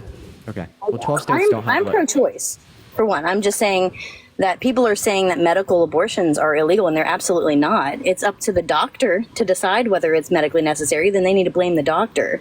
Okay. You know what I'm saying? In 12 states, they actually have no exceptions, and that is true. Right? I could give you a source if you'd like. For elective abortions, correct. For elective abortions, and then they also don't have exceptions for victims of incest, rape victims, and then even in some states there are some cases where they will not allow medical exceptions. We actually just saw a mother that died in Georgia because of that. And Abby, thank you so much for the $3 on Venmo. I really appreciate you for the love. W's for Well, as Trump has said, he is also for exceptions. Right, well, that doesn't matter because he made it so the states had the ability to legislate on that. Yeah, and that's how it should be. That's why we're the United States of America. The states should have a choice. Should a woman's right to vote go back to the state level? No. So then why What does should a that woman's have right to to do with access health care? Well, that is up to the state to decide. If you don't like it, then go vote. and vote and get your state to change. But what I'd say here, right, is that we should have basic federal protections for, like, you know, the bare necessities, right? The plain, basic and blatant human rights. I wish that these are rights that could be universally Well, there's no federal and globally. ban. Okay, So- well, universally and globally protected, but of course we can only legislate on things here at home in America, right? So I'd say that all constituents, all citizens of our country should have a federally protected a right to vote. All constituents of our country should have a federally protected right to not be owned as a slave. That's what the Civil War concluded. And all constituents of our country should have federally protected access to health care. I don't think that a woman in California or Colorado deserves different rights and access to health care than a woman in Alabama or Texas, right? And the reason that I'd say that... I don't call you're calling it health care. That's just not how a lot of people see it. And I get your point. I really do. $5. Okay, well, I mean, listen, using your logic here, Yeah. a lot of people down south 200 years ago didn't see black people as humans, okay? So does that I agree. justify states having the right to own slaves? No, that's Okay, so then why would it justify the states having the right to make abortions illegal? Because many people believe that that is a child within the womb, and they believe that you're killing a child, you're taking a life. So they should have the right to vote on whether there's freedom of religion. Like, that's just basically saying that you can't have a Wait, choice in the matter. So do you think that, like, elective abortions are wrong? Yes. They should not be Okay. used as birth control. Absolutely not. Okay, so I why are elective think abortions that- wrong? Let's talk about it. Okay. I personally, I've had an abortion. Was it right? No. Was it my choice? Yes. And I do believe that it's none of my business what someone else does with their body. I'm not against it. And people in the comments can say all they want that it's not a child. That doesn't matter to me. It's not my. So you quite literally do think it's your business what other people do with their bodies? And if you'd say No, it's I'm not your pro-choice. wait, let me ask you a question. If it's not your business what other people do with their bodies, then how come you think it should be the business of the white men in Washington D.C.? I believe there should be exceptions, and I think there should be some regulations on it. I'm being very polite to you. So I'm asking you why you think that elective abortions are wrong. Why is it wrong for mother to go to Planned That's Parenthood my and abort a fetus opinion. woman? I'm pro-choice. I believe so that's that not what it everybody means should to have be a choice. What does it mean to be pro-choice then? Yeah, pro-choice and pro-life deal with the legality of access to abortion. So, like, you could be pro-choice if you just personally want to choose to get an abortion. Yeah, you think it should be legal insofar as other women having that right. However, right, if you're pro-life, that means that you think that, like, particular, like, abortion should be illegal. Okay. Right? And, like, you're saying that they should be illegal. You're saying that the state should have the right to legislate on them. I completely disagree.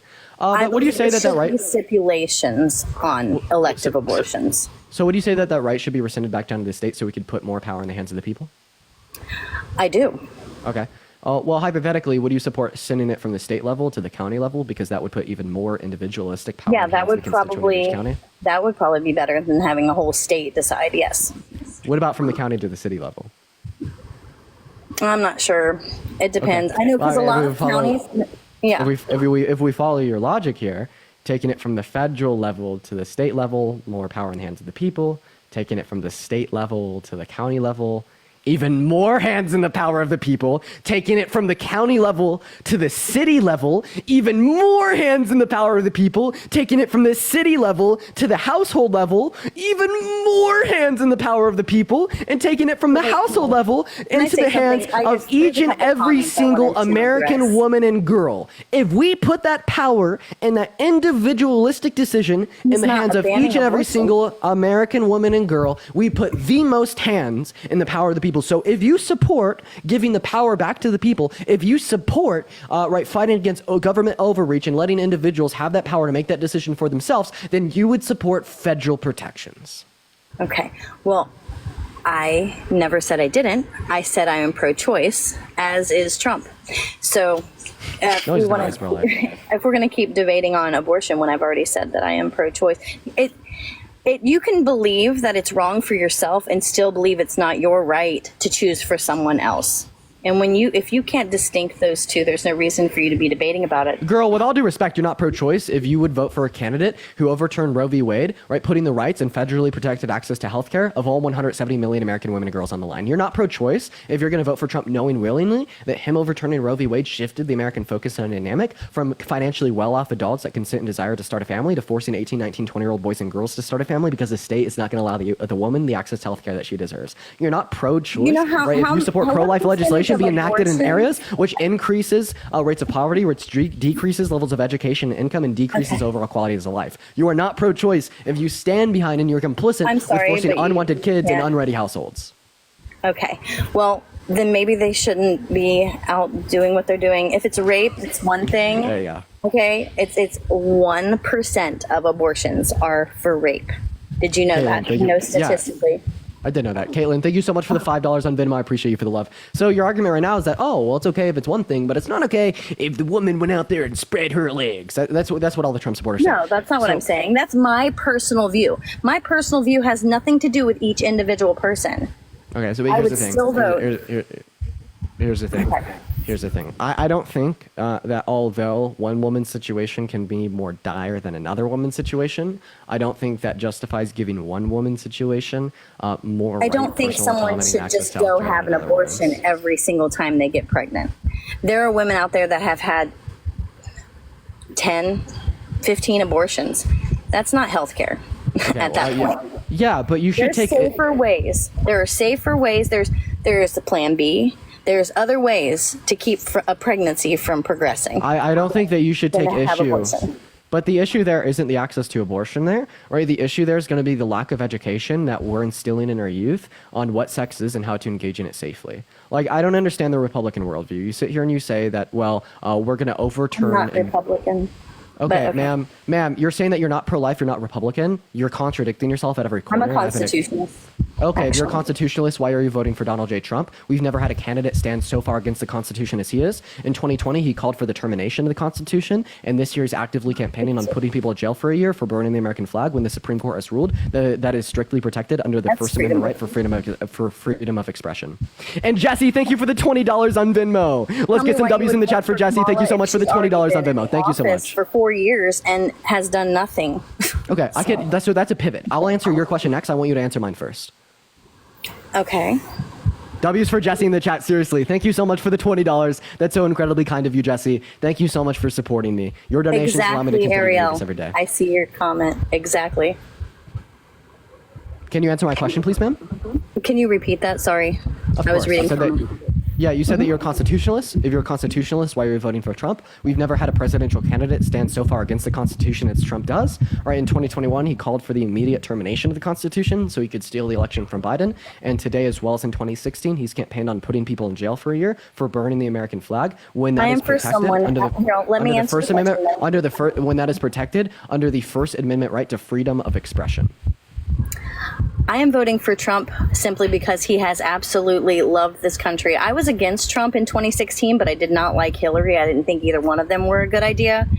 And then when I saw how everything got better, the economy was better, jobs were up, like he did a great job. And so I did vote for him again in 2020. I don't like politicians per se because they say what they want you to hear and then they don't ever follow through. He is the only one that I have known to follow through with the things that he said that he is going to do, because what sets him apart for me is that he's more of a businessman and wants to run this country like a business, and which in a way people might Kelsey, not thank you like for the $5 that, on Venmo. I appreciate you for the $5, Kelsey. You're awesome. Thank you for the $5, Kelsey. I don't want to talk over you. Sorry. So I feel like that's how it should be to get this country back on track.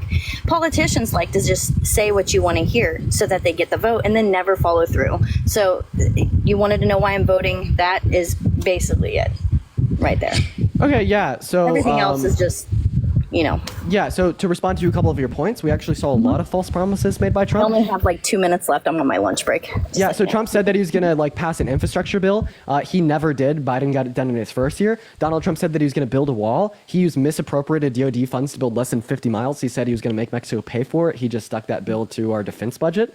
All right, Donald Trump passed no legislation that benefited the average working class American more so than the top 1%.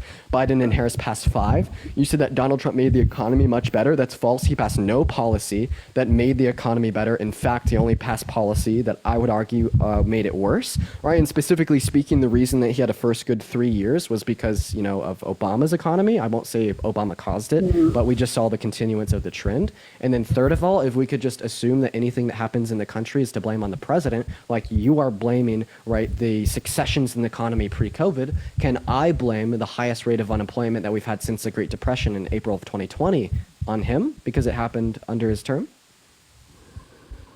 No, I disagree with that. I don't. So why can you blame the economic successes on Trump because he was our president while they happened, but Because I I can't lived blame through the it. economic failures I'm on not Trump? saying I have a family and I am work. I go out there and have to Can I spend. talk real quick? Oh yeah, go ahead. Sorry, I thought you were done. So how can you blame the economic successes that happened in our country while Trump was president on Trump just because he was president while they happened? But I can't blame the economic failures on Trump that happened in our country while he was president just because they happened in the country while he was president. I agree with that because I know Obama did a lot. I do understand. Obama has nothing to do with my question. Can you please answer if you don't understand my question, I could reword it. It might have cut out. I'm sorry. Go ahead. So you're saying that these good things happened to our economy while he was president, and out of virtue for the fact that they happened while he was president, he caused them to happen? Well, what I'm saying is there was also a lot of bad things that happened in our country while he was president to do the economy, such as the rate of unemployment in April of 2020 being at 14.8%. So using your same logic, anything that happens in the country is to blame on the president. Why can't I blame that rate of unemployment on him?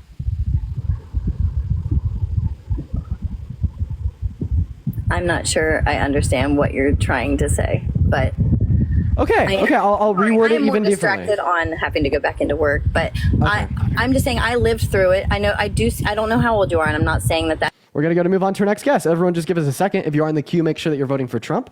We're going to move on to our next guest here. For the 7.5 thousand people hanging out with us in here today, make sure to hit that follow button while we're moving on to our next guest. And if you want to support me, my Venmo as well as my PayPal or my bio. What's up? Are you voting for Trump? All right, he's not here. We're going to get our next guest, Tommy, up in here, y'all. Everybody just give us 1 minute. Hey, what's up? Are you voting for Trump? Absolutely. Okay, awesome. Okay, so why do you want the dictator and day one fascist in our Oval Office?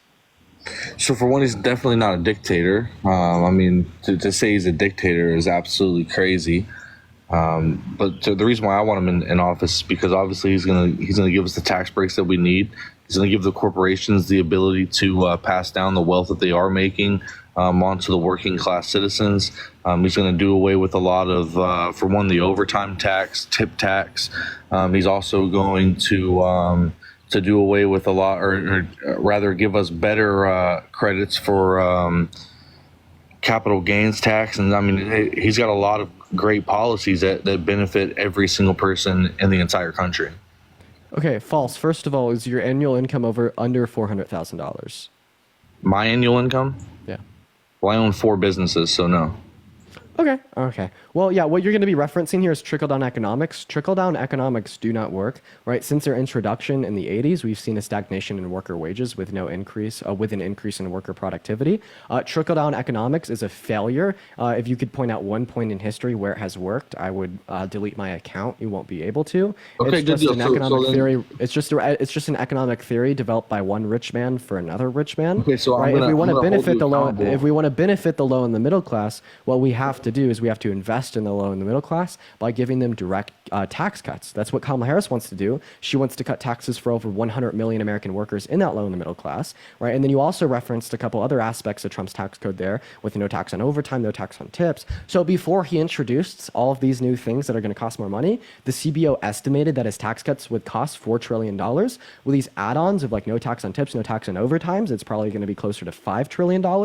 Tommy, where the fuck is that money going to come from? Okay, so I'm going to hold you accountable for the first thing that you said, that if I can prove to you that it works, that you're going to delete your account. You're going to hold to that? Yeah. Okay, good deal. So one of the businesses that I own is called the Metal Roof Specialists, and because of Donald Trump's tax credits, I was able to save around $337,000 in 2018, and because of that, I was able to trickle that down to my employees, and instead of putting it all in the bank account, I was able to give that out to my employees, offering some of them bonuses as much as $50,000. So it absolutely works. The question is the major corporations going to play? the major corporations, are they going to play in the same ball field? And all that comes down to is legislation. So instead of saying, oh, this person doesn't work, what we need to say is, okay, the idea does work. How do we make it so that every single corporation is playing by the same rules? Okay. That's Yeah. the So the question. reason that's not going to make me delete my account is because you're not because you're not an economic marker.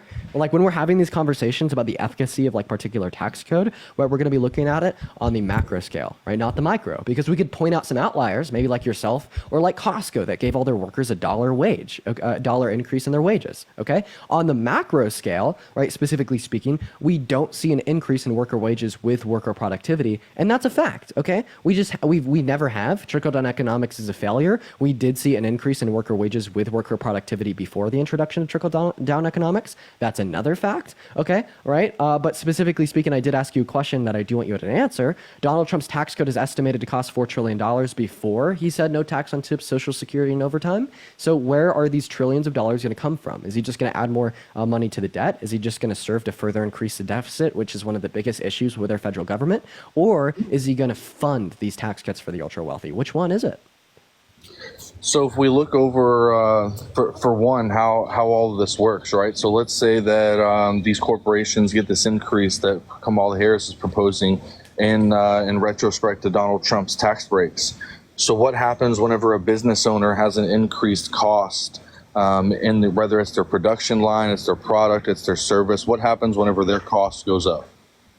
Well, when their cost goes up, I don't know, a multiplicity of things can happen. Kamala Harris's tax code wouldn't raise their costs, but you're still not answering my question here. Hold on. It's literally, it's in direct correlation to the point that I'm trying to make. So the question is, what happens whenever a cost of the product, good, or service goes up? Prices go up, inflation. Absolutely. Okay, so now let's look at the entire scale of everything. Okay, now what happens whenever most of these companies live off of something called rebates, right? Do you know what a rebate is?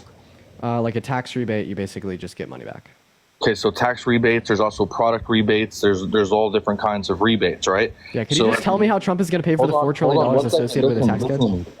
I'm fixing to get to that right now. Okay.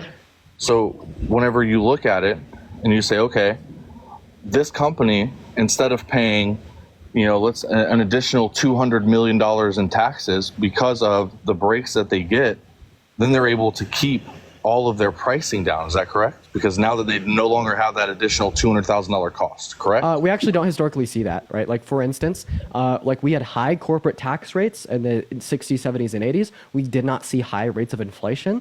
And then when Trump lowered the corporate tax rate from 35% to 21%, we didn't see a significant decline in inflation. So we don't historically see that trend now.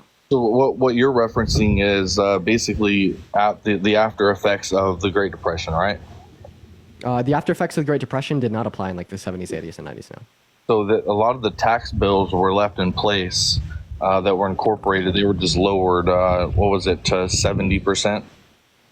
I don't know what 70% figure you're referencing. I don't know how that correlates to the historically high corporate tax rate at 45%. I don't know how that correlates to the conversation that we're just having on how decreasing taxes on corporations is supposed to lead to a decline in inflation. I don't know how that correlates to the historical trends that I was pointing out that wasn't the case. I don't know how that correlates to our conversation. I don't even know really what you're referencing. It's actually very simple, right? So the truth is, if you have a $200 million added cost to a business, then they in turn have to incorporate that somewhere into their business, right? So that's going to come down to what they're paying their employees. That's going to come down to what they're charging for their product or go to their service.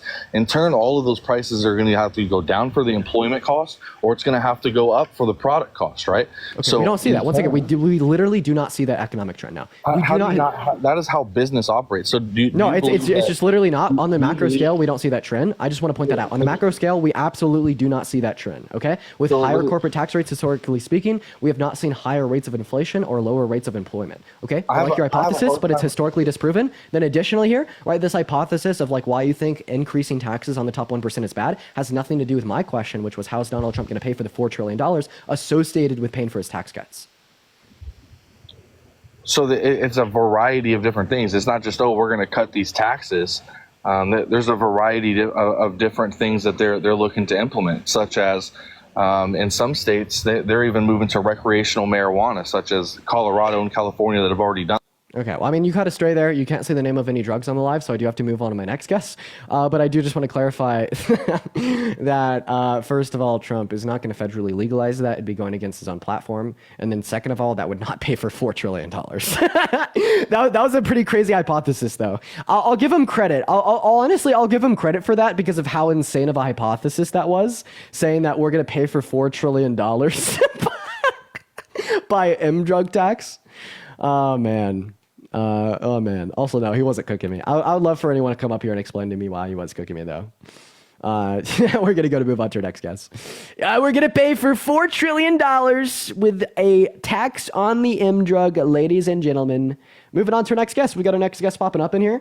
I don't know why so many people are delusional. I'm pretty sure, like, Trump supporters, whenever they hear another Trump supporter just saying big words that they don't understand, they think they're God. Because Trump supporters and Trump himself, they don't use big words.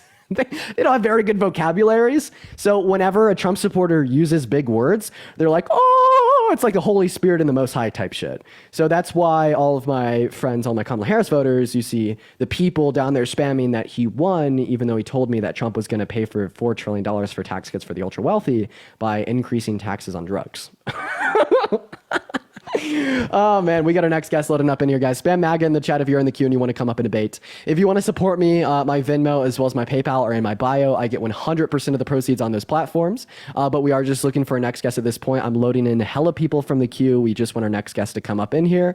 Let's go ahead and see what our next guest has to say. We are really trying to get them up in here. Guys, please spam MAGA if you do want to come up here and debate. And also, please make sure that if you are spamming MAGA, you are already in the queue. So spam me in the chat right now if you want to come up and debate and you're already in my guest requests. What's up, Alana? Are you voting for Trump? Yes, I am. Okay, awesome. So why are you voting for Trump? Well, actually, so let me rephrase that. So I don't 100% know who I'm voting for, but I am leaning towards Trump at the moment. Okay, I'll just ask you a very simple question. Would you ever vote for someone that's been held civilly liable for raping a woman? So I'm going to tell you why I am leaning towards him. That's not answering my question. That's a complete deflection. Okay, can you tell me the correct question again? Would you ever vote for someone that's been held civilly liable for raping a woman? No. So Donald Trump has been held civilly liable for raping a woman. I hope I helped you make up your mind. Thank you for coming up. Jack, what's going on? Are you voting for Trump? I'm moderate. So I'm middle ground, buddy. Are you voting for Trump? Honestly, I don't know. I'm still. I appreciate you for coming up. We're just looking to debate people who are voting for Trump. Denise, please join up. I'm going to go and invite Denise up, y'all. Go back to spamming me down below in the comment section if you do want to come up and debate. Denise, I got you with an invite. Denise, please join up. Spam me in the chat if you're already in the queue and you want to come up and debate. That really helps me out. Let's go to get Mike up in here. We got Denise invited. It looks like Denise is loading. Yo. In. Hey, Gabe, are you voting for Donald J. Trump? Yeah, I'm voting for Trump. Awesome. Mike, are you voting for Trump? Okay, Mike's not here. So, Gabe, how old are you? I'm 18, August 26, 2006. Nice. So why are you voting for Trump? So let me ask you this question. So when you debated Charlie Kirk, did you touch yourself to Charlie Kirk? No. Are you the one that wrote the Wattpad story, though? Yeah, I wrote the Wattpad story. I'm just wondering if you and Charlie Kirk got into it after that debate and maybe added Parker up in there. Okay, well, I mean, I think that you're trolling because, typically, right, the whole thing is oh, I'm GAY, but now you're saying Charlie Kirk is also GAY. Yeah, I think all y'all got into it after that debate, low key. Okay, I don't even think he was coming at me there because he was also saying that Charlie Kirk was getting into it. So we're just gonna move on to our next guest. Oh man, what the hell? That was weird, man. Jesus Christ, dude, damn, bro. Yeah, he wasn't even going for me. I don't even think that was a deranged conservative calling me GAY because I'm a liberal. That was just his fantasies. Moving on to our next guest. Let's go and see what our next guest has to say. Everyone give us a minute. We got Tom loading up in here, y'all. And Denise, thank you so much for the $10 on Venmo from Denise. Let's get some W's in the comment section for Denise. I really appreciate you for the love. What's up, Tom Cedar? You voting for Trump? Yes, sir. Okay, your mic sucks. I'm so sorry, man. You know what? We'll deal with it. Go ahead and tell me why you're voting for. Also, Bella, are you voting for Trump? Yes. Okay, I'm going to talk to Bella over you, Tom. Sorry. How old are you? I'm 18. What year were you born in? 2006. What month? March. What year did you graduate high school? Just last year. How many branches of government are there? Okay, there we go. All right, moving on to our next guest. If you're in the queue, make sure that you're voting for Trump. We're going to go to get our next guest up in here literally right now. Let's go, y'all. Everyone just give us a minute. I appreciate you for the confetti there, Tessa. You're amazing. Let's go ahead and get our next guest up in here. But yo, Alicia, thank you for the $10 on Venmo. Alicia says, I love your laughs. Thank you so much for the love, Alicia. You're so awesome. W's for Alicia in the chat. What's up, Tommy? So I guess we'll just we'll completely ignore for now on that. I won't use drug names and so on. Tommy, if you come up on a backup account, I'll happily talk to you. But I can't even let your account back up. I did that for someone like a month ago, and it still got my live age restricted. But I actually would love to talk to you. Just if you have any other account, please come in on it. What's up, Josh? Are you voting for Trump? All right. What's going on? Les, I appreciate you for the confetti. Are you voting for Trump, JT? Yeah, Okay. Why so? because it's not fucking Kamala. Okay, so what's sufficiently bad? My life was a lot better under the Trump administration. Yeah, so just because your life was better under Trump doesn't mean that Trump caused your life to be better. How did Trump cause your life to be better? No, he did with the policies he put into place, bringing American jobs back into the country, not letting them outsource and use slave labor. So there's actually more outsourcing of American jobs under Trump and Biden and Harris, but what specific policies did he put into place? Well, see, that's the thing, bro. Like with you, I've noticed like you just say some dumb shit and like think it to be true. Okay, I'm not a Trump supporter. You must be talking about someone else. So once again, No, and like and that, and then there like the disses at Trump supporters. Like, I honestly just came on here to see like if you wanted to set like a boxing match up. I just want to, you know. And okay, so I just want to clarify. So you came up here, you gave me the stupidest fucking argument known to mankind that you're voting for Donald Trump because country was better when he was president. And then I asked you for the name of the policy that caused the country to be better. You can't name it, so now you want to fight me. Are you a caveman? Oh, no, yeah. I mean, I don't know. Click clacking together. Are these like the two rocks? Lights on, no one's home. Yeah, no, yeah, for sure. I don't know if you ever see any of my lives. I've been trying to box you for a hot minute. Jesus Christ, you can't make. Yeah, I just really want to fucking hurt you, bro. Like, all right, you're just JT. How about this? Fucking idiot, bro. I'll box you if you could tell me how many branches of government there are and what their names are. The executive, judicial, and God, I knew he wasn't going to be able to name them. Holy shit. Oh my God, I'm so fucking smart. Okay. Whoa, I knew he wasn't going to be able to name it. Jesus Christ, you can't make this shit up. You really can't make this shit up. We're going to move on to our next guest. Let's go and see what our next guest has to say. Ladies and gentlemen, you cannot make this shit up. You can't. You cannot make this shit up, chat. You can't make this shit up. It's terrible. It's crazy. That was a close one. Just kidding. No, it wasn't. I was honestly surprised he said 3 so fast, so I'll give that to him. We're going to move on to our next guest, fighting over a debate. Who's literally naming him. What's up, Harrison? Are you voting for Trump? Well, I'm from England, but I would. I just wanted to ask you some questions. Bye, Harrison. Just talking to people that are voting for Trump. Appreciate you for coming up there, man. We got Gerard loading in, ladies and gentlemen. Everybody, give us a minute. Someone in the chat says, telling me back in here. Mikey, how about you DM Tommy? Give him your account. I'll have him up on your account. Phenomenal. Moving on to our next guest, A Reed 1109. I'd love for you to come up, man. Awesome. Let's go and get our next guest up in here. We are just spam loading all the guests in, guys. Keep in mind, do spam me in the chat if you're voting for Trump and you want to come up and debate and you're already in the queue. I can't really load in any new people that aren't already in the queue because we can't have a cap on the amount of people. But I'm gonna be looking in the chat. Let's go and get our next guest up in here. What's going on, John? Are you voting for Trump? I am. Okay, why in the hell would you want to vote for the rapist, sir? Well, it comes to my attention that most of all those statues that we've been knocking down from being racist are Democratic. Robert E. Lee was Democratic. He was part of the Democratic Party. I mean, even the quarter, the dime and the nickel and the penny represents my political location because the penny is the color of my skin. Abraham Lincoln freed the slaves. So that's my destination. Thank you. Can I ask you a question? Yes, sir. Who is the KKK publicly endorsed? Huh? Well, I haven't seen KKK since the textbooks when I was in school. No, So, the KKK still exists, and they've endorsed so Donald J. Trump. where do we find them? Because I haven't seen one. I haven't seen a hood in I don't know how long. Have you seen a white hood? Have you seen them walking down? Where have you seen them? They were even like Mississippi, Louisiana, Tennessee, Springfield, let Ohio. me ask you a Google question. it. Do you know, bro? Just Google it.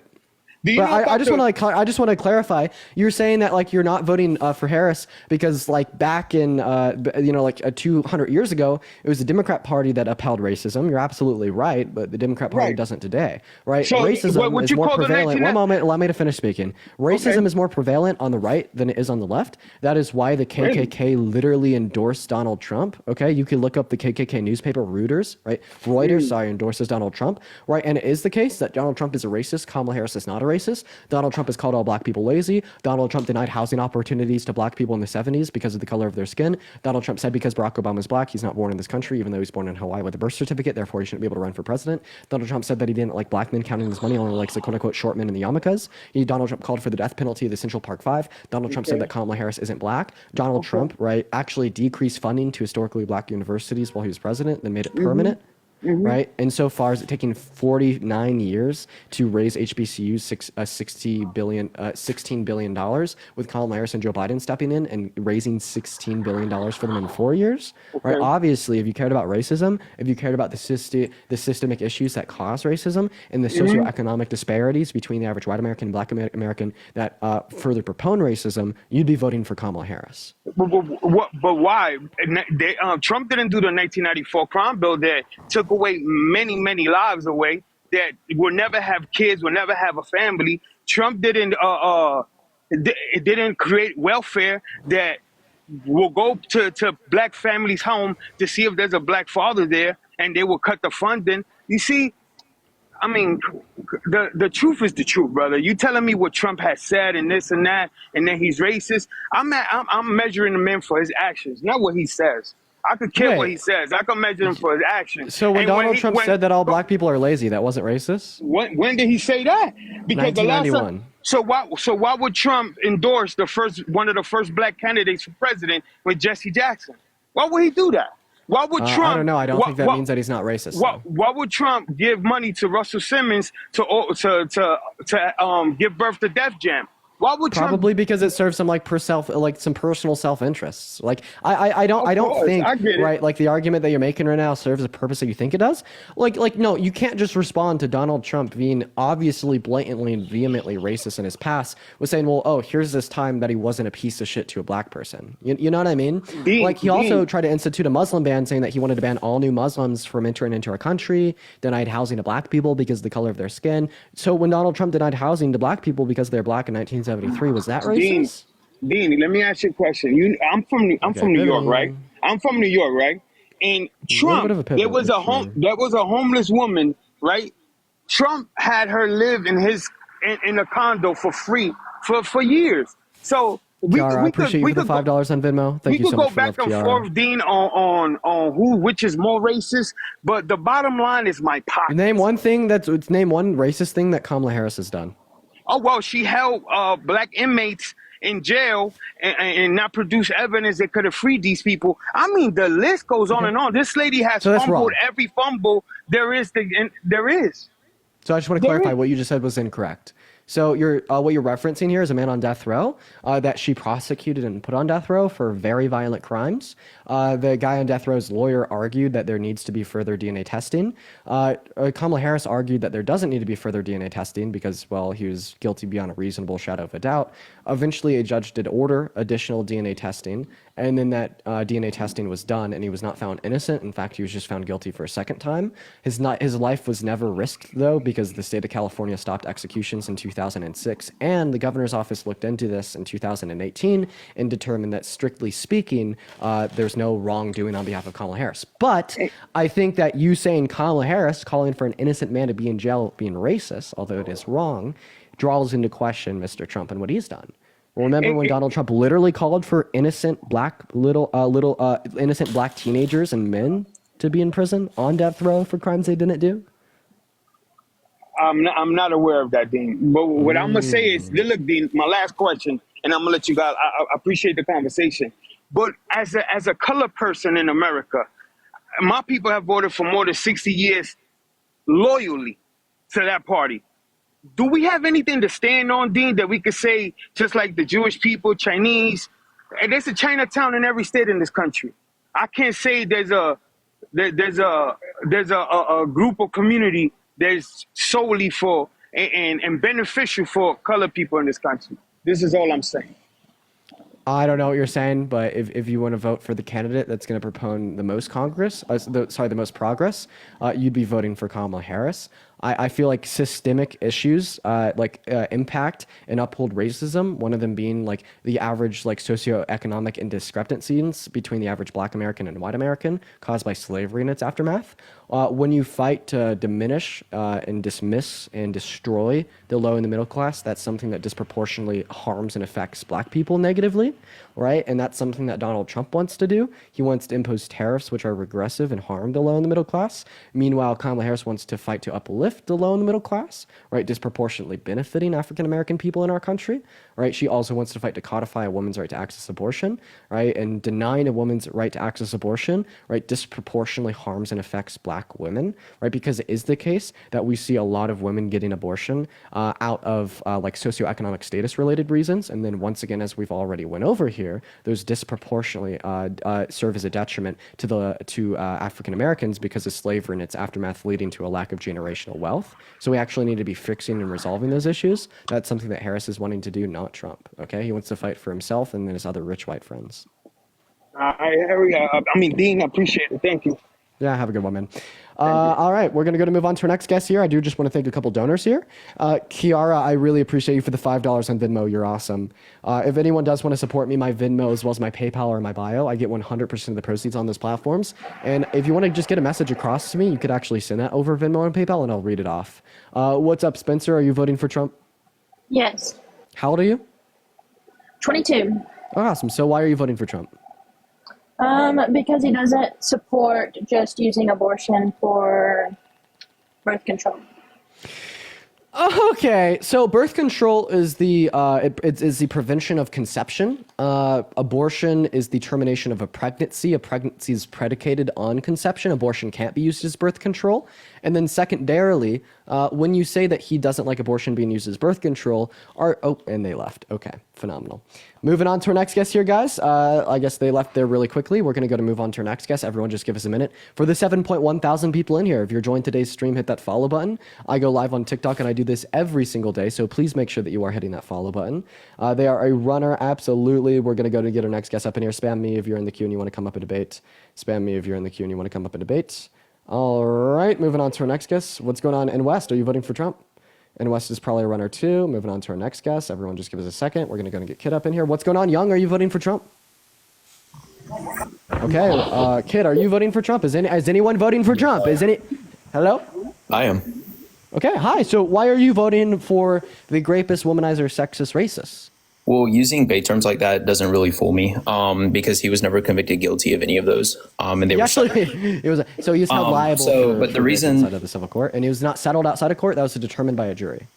Yeah, his still wasn't a guilty conviction. I'm going to vote for Trump because of the continued. Here's literally the jury verdict form. Okay. Well, I don't know. I have a Politico website that says otherwise. Same for the this is the jury verdict form. Okay, that's cool. Anyways, no, what do you mean that's cool? Let's not just braze over that. You're saying that he was not held liable for violently sexually abusing or raping a woman.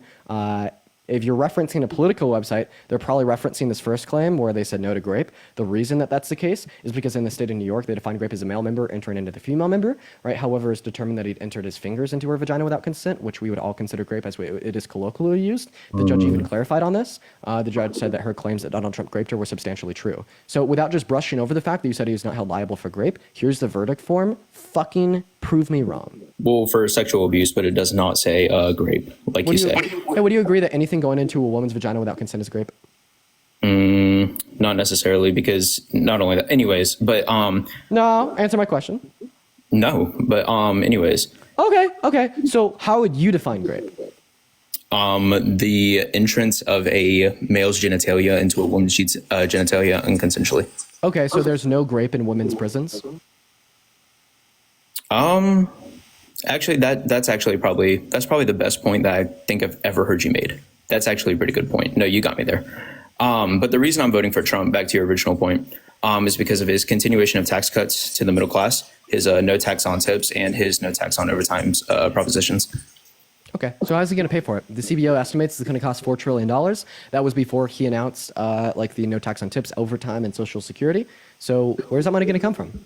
So the continuation of the tax to the middle cuts, this has already been... Gene, I appreciate you for the $5 on Venmo. I appreciate you for the love. And Claire, thank you for the $5 as well. Gene says donate, and Claire says thank you for teaching me so much about economics. Thank you, Claire and Janine. Y'all are awesome. Go ahead. So it would be a continuation of his tax cuts that are already present. And as we can see, they haven't affected any economics of the United States. And we can see that because Kamala and Biden have wasted about $4 trillion of the federal budget just on useless, baseless programs.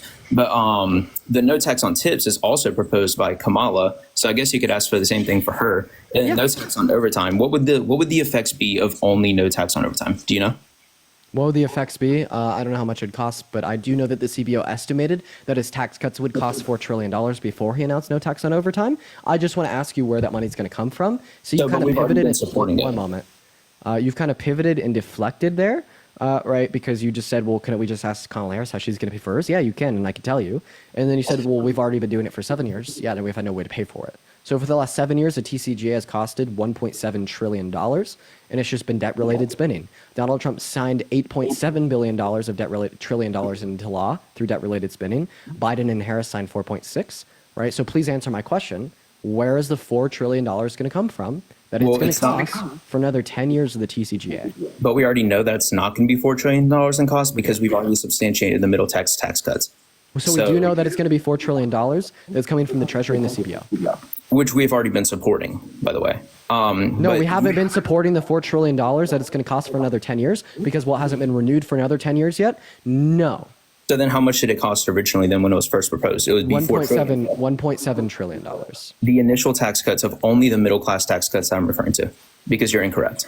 The middle class tax cuts costed $300 billion. The tax cuts for the top 1% cost $1.6 trillion. But I'm talking about his tax reform policy as a whole, right? So for his tax reform policy as a whole. I'm not talking about his tax reform policy as a whole. But I am, because that's what he wants to sign into law, that's not what and that's going to cost $4 trillion. So you're not debating me. You're just bringing up random points. I'm talking about these three specific policies. You cannot give me the one specific policy includes tax cuts for the top 1% as well as tax cuts for the middle class, right? So I'm asking you where the money is going to come from that it's going to cost for another 10 years of his tax plan. If you don't know, you could just admit it. No, but you're giving me an inaccurate number. It is not $4 trillion. Okay, then how much is it? We've already been substantiating everything besides the no tax on tips and the no tax on overtime. Also wants to further cut personal marginal tax rates for the top 1% as well as the corporate tax rate. So why would that be a bad thing? Because I could explain to you why I don't like his tax policy after you tell me how he's going to pay for it. I want you to answer my question. Well, it's going to be paid for by the federal budget that we already have. We already have the money for it. Because like you said, I mean, in previous debates and also as your friend so we're running on a surplus of $4 trillion right now? Yes. Well, if Biden then why are we in debt? What do you mean? We are trillions dollars in debt, and that's not because of Trump. That's because of a multitude of presidents, mostly Democratic. Trump added more to the debt than Biden and Harris. But then, if we are running on a surplus, why do we go in a deficit every year? We're literally not running in a surplus. So your claim that we already have the additional federal funding to pay for another 10 years of the TCJA is false because we don't run on a surplus. We have a deficit. Okay, buddy. Yeah, you're fucking crazy. You're calling me crazy for saying that the United States of America runs No, you're giving incorrect numbers of a plan that's not even close to how much it would cost. For 10 years, sure, maybe I can settle with that. But 4 years? Because we're not talking about 10 years. We're talking about 4 years. Okay, we are talking about 10 years because it's a 10-year lifespan of the bill. Every 10 years, Congress renews tax policy. Once again, this is an estimate coming from the CBO. You are incessantly calling this incorrect. And then I'll just ask you once again, what are the correct numbers? How much will actually cost for 10 years, if not $4 trillion? Okay, buddy. It's okay. Here, give me 1 second. Bring up someone else. I'm gonna look this up.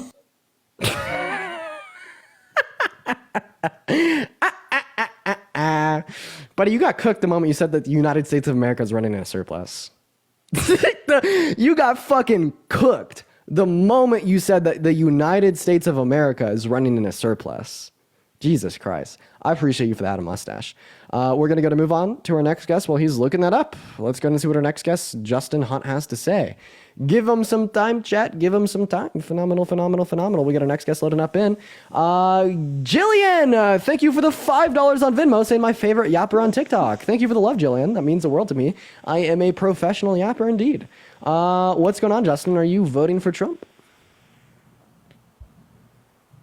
Okay, Justin's not here. All right, we're going to move on to our next guest here, y'all. Bro, this guy's getting cooked left and right, right and left. First of all, he said that Donald Trump is not held liable for great, pulled up the jury conviction form. Then he said the United States of America is running in a surplus. How, bro? That is insane. Trish, I appreciate you for the hand arts. We're currently like $24 trillion in debt. Running on a surplus, but $24 trillion in debt. That's MAGA math. Can we get an L MAGA math in the chat?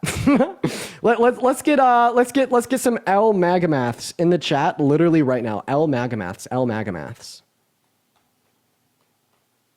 We're gonna move on to our next guest. Y'all spam me in the chat if you want to come up and debate. Make sure if you are spamming me that you're already in the queue. Someone in the chat said W MAGA math. I'm gonna invite you up. Ashton, thank you for the $5 on Venmo. Let's get some W's in the chat for Ashton. I really appreciate you for the love, Ashton. Chat, please make sure to show some love to Ashton. Ashton. Hey, what's up? Are you voting for Trump? Hi, sport up. You're in the queue. You're in the queue. Hello. Hi, I'm from Germany, and I have so much fun in this life. You are so awesome. I love you. I'm sorry for kicking you. I am just looking to debate Trump supporters, but Germany's fucking lit. You're lit. I appreciate you for hanging out and watching. Moving on to our next guest. Everyone just give us a minute. We got Mars loading up. This is why I need a pull from the queue. What's up, Mars? Are you voting for Trump? I am. Okay, why? Because I'm a actually I used to be a working class citizen until I was in a car accident, but I believe that my income and my livelihood was actually a lot better under Trump. Okay, yeah. So yeah, just because something happens in the country doesn't mean... Yes, I'm aware of that. I do appreciate you for coming up. Typically speaking, when people come up here with kids, I just kind of automatically kick them out. Please do take care of your children. I do appreciate you for coming up. Hey, what's going on? So how's Trump going to pay for his tax cuts? Yeah, so on taxfoundation.org, it says that we estimate the 10% universal tariff would raise about $2 trillion over 10 years. And the increase on tariffs on China would raise about $560 billion. And then lifting the universal tariffs to 20% would raise almost $1.3 trillion in additional revenue. The total revenue increases from tariff ranges from $2.6 to $3.8 trillion on a conventional basis, and $2.1 to $3.1 trillion on a dynamic basis, factoring for foreign retaliation as well. And this is from taxfoundation.org. So that would be a $900 million deficit that you were talking about, which we can easily source from the existing budget. So we're gonna pay for this tax policy that disproportionately benefits rich people by gutting the low and the middle class. What do tariffs cause, chat? Let me see it. What do tariffs cause, ladies and gentlemen, for everybody that's been watching my lives for a while now? Can you refute it besides getting people to spam something in chat? Because you're incorrect. Of course. Go ahead. Inflation. There we go. Tariffs cause inflation. So tariffs cause inflation via two means. So first of all, when you reduce the overall supply of a good with a consistent demand, what happens to the price? It goes up. But as we can see in Trump's previous presidency, it didn't go up. And it was lower than it is now, actually, with inflation being down currently. So So of course. Did we have a flat tariff on every single import coming into our country? No, but we did have higher tariffs than we did now.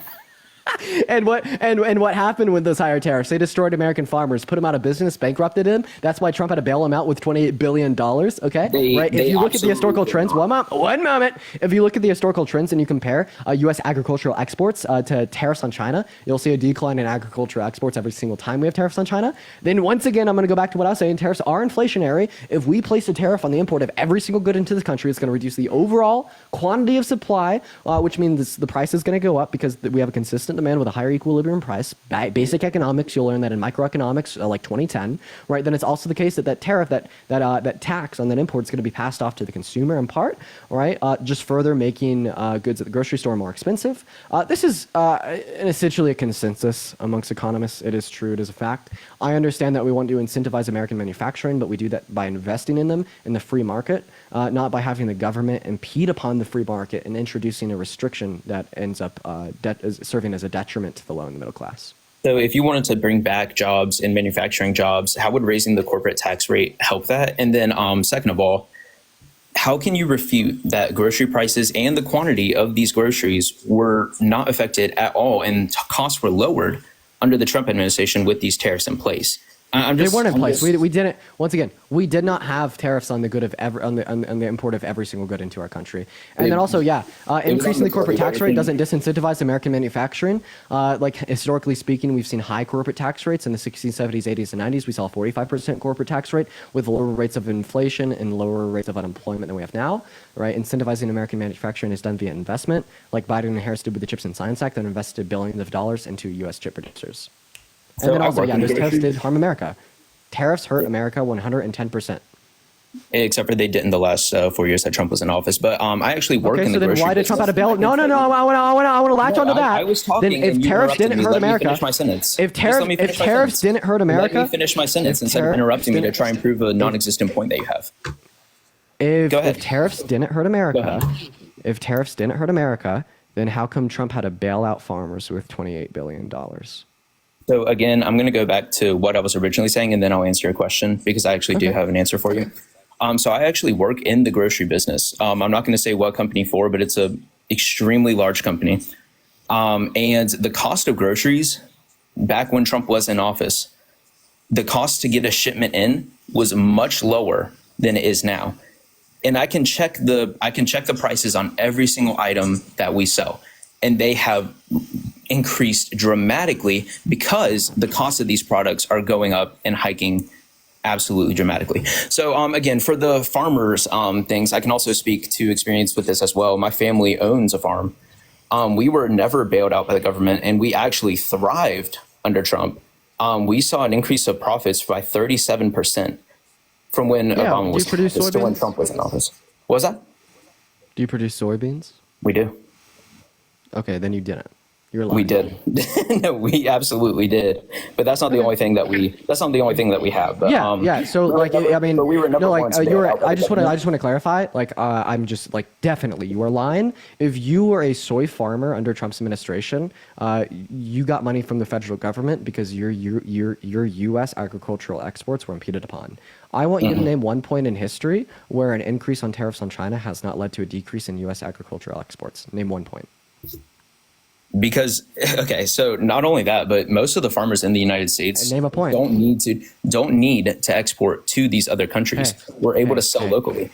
Your point has no relevance. It has no relevance. Name a point. Zero relevance. Name a point where an increase in tariffs on China has not led to a decrease of U.S. agricultural exports. I honestly could not tell you, and there is probably not it has every single time. Which times? Can you go ahead and tell me? Yeah, so the tariffs on China in the 1980s, the tariffs on China in the late 90s, early 2000s, then Trump's tariffs on China, then the continued tariffs on China under Biden's and Harris's administration. Okay, so are we going to use evidence from 40 years ago to reflect today's economy? Because no economy is similar.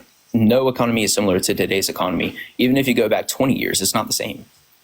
Okay, so you're saying that although impeding tariffs on China led to a decrease in U.S. agricultural exports then, and every single time we've increased them historically speaking, they're not going to lead to an increase on tariffs on China now. I'm sorry, could you say that one more time? Yeah, you're saying even though an increase in tariffs on China has historically speaking led to a decrease in U.S. agricultural exports every single time we've done them, that's not going to be the case next time we do it. I feel like this is what our government has said every single time they've tried to do it. But the exportation of agriculture doesn't mean anything when we can sell it in the United States. That's the entire point of it. Right. But when we see that U.S. manufacturers can no longer export, what does that do to their profit? It decreases their profit because they're losing a form of revenue. So this is forcing U.S. to a local market. No, it doesn't, because if it merely redirected that profit to the local market, then we wouldn't have seen Trump's bailout for the farmers. But we also saw the lowest grocery costs that we've seen since it was, I think, 2004, if I remember correctly. So then that had no association. That had absolutely no association. Because that had no association with what we were exporting. Exactly, because we're keeping the agriculture here in the United States. We don't need to export it. I'm confused on what you're saying. Yeah, there's a lot of U.S. farmers that are predominantly reliant on exports. If we didn't need to export it, once again, this is the one question I've been asking you that you have been like unable to answer. If they didn't need to export some of their goods, then how come American farmers went bankrupt when they could no longer export their goods? Because American farmers go bankrupt. If they didn't need to export their goods, then how come Trump had to bail them out with $28 billion because of those tariffs on China? If we didn't need to export our goods, then please explain to me, like, why any of these events occurred. Like, I mean, like, I'm giving you like data and fact, and you're just giving me your theories, your hypotheses that lack evidence to justify them as being true. Right? Tariffs are very detrimental. Right? Tariffs stand as a regulation. Tariffs stand as a regulation on the free market. Tariffs stand on a regulation on free trade. Tariffs stand as a regulation that harms the consumer. This is why trade agreements exist, to decrease tariff-related taxes on importation of all goods into different countries. Like, what was the USMCA? The USMCA was a trade agreement between Canada, Mexico, the US, and a couple other Latin American countries. What did the UMCA serve to do? To decrease tariffs. What was the TPP, the Trans-Pacific Partnership? What did that serve to do? The TPP reduced tariff-related taxes, right, on all trade between particular countries, because tariffs are bad and they harm consumers, right? So then when Trump steps into the picture and he's like, I'm going to pay for this $4 trillion bill that disproportionately benefits me and my rich buddies, and I'm going to pay for it specifically by imposing tariffs, which are going to be regressive and harm the low and the middle class.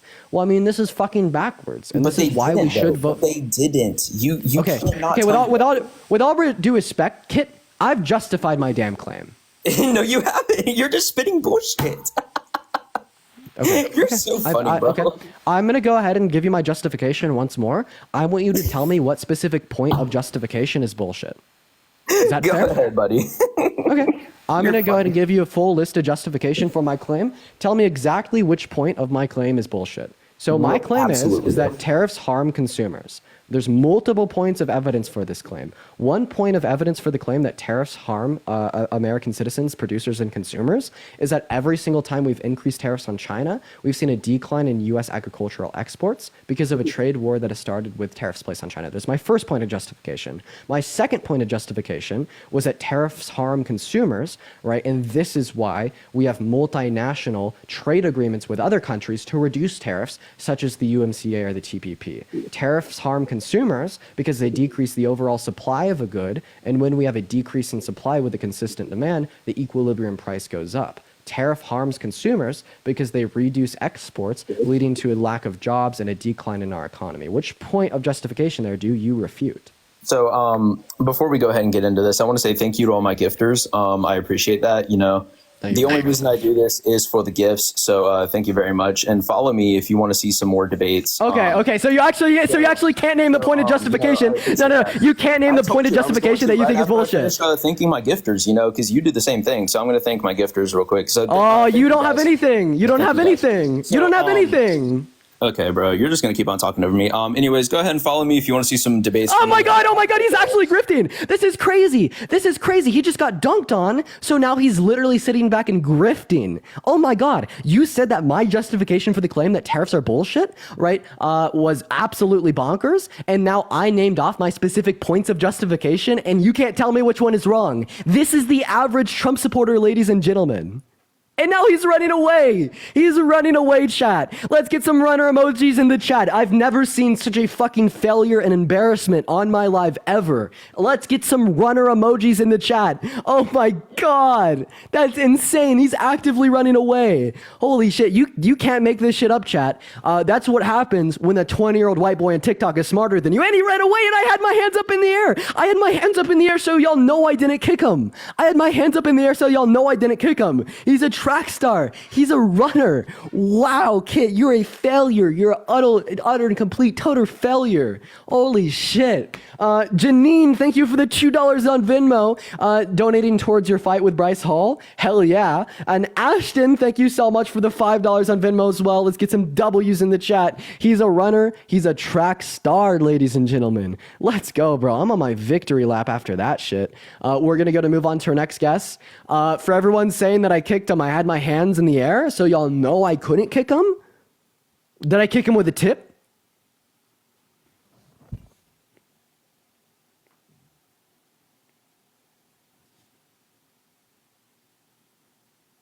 I kicked him with a tip. I kicked him with a tip, chat. I kicked him with a tip. We're going to move on to our next guest. Let's go ahead and see what our next guest has to say. Everybody give us a minute. Everyone give us a minute. We got CJ loading up into live. Shirley, I appreciate you for the hand arts. I appreciate you with the hand arts. We got our next guest loading in right now, y'all. So everyone just do give us a minute. Everyone do be patient. What's up, CJ? Are you voting for Trump? Yes. Okay, why so? Okay, your 2 video playing games, so we're going to move on to our next guest. Everybody do be patient. We got Caleb's23 loading up into the live. By the way, for the 6.4 thousand people hanging out with us in here today, let's try to double tap up to 1 million likes here, y'all. What's up, Caleb? Are you voting for Trump? Yes. Okay, you're a By child. the way, I'm just going to say Trump 20. We're going to move on to our next guest. Everybody give us 1 moment. We got Sam loading up in. Oh my God. Everyone just give us 1 minute. Guys, spam me in the chat if you want to come up. Hey, Sam, are you voting for Trump? Okay, Sam's not here. Spam me in the chat if you're already in the queue and you're voting for Trump, y'all. This kind of sucks, so everyone just give us 1 minute. All right, here we go. Everyone just give us a minute to get our next guest. What's up, Dark Knight? Are you voting for Trump? Okay, Dark Knight is driving. Moving on to our next guest here. Everybody do be patient. Please do double tap on that phone screen in the meantime. And if you want to support me, my Venmo as well as my PayPal are my bio, y'all. Why is he driving? Hey, Corbin, are you voting for Trump? Yes, I am. Can you give me a reason I shouldn't? How old are you? 23. Yeah, you shouldn't vote for Trump because he's been held civilly liable for rape. He's defrauded young students at Trump University. He's a 34-count felon. He denied the outcomes of the 2020 election. He called for a complete and total shutdown of all Muslims entering into the country. He called for the termination of the Constitution. Yeah, I know. I totally agree. Thank you so much. I love you. All right. Appreciate you for coming up. Moving on to our next guest, Miles P. We got him loaded into the box here, y'all. Hey, are you voting for Trump? Yeah, I am.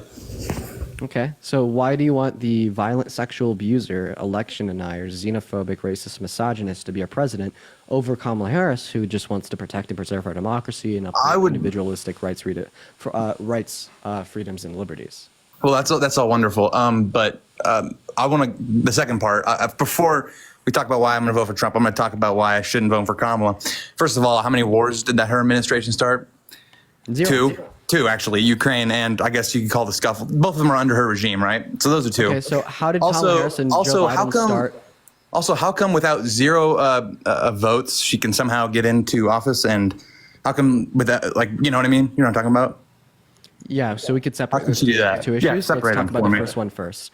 So how did Kamala Harris and Joe Biden start Russia's invasion of Ukraine? Well, first of all, this is I think December of 2021. So the invasion of Ukraine was 2022 February, if I'm correct. You can correct me if I'm not, but I believe it was December of 2021. She went over to a NATO summit, and she said that Ukraine is going to be joining NATO. And there is many points. I think even Putin mentioned this as one of his grievances. You can find it if you look it up. You can find it. She didn't. I don't even know if she knew what she was saying, but Putin has cited this as one of his grievances to why he has, to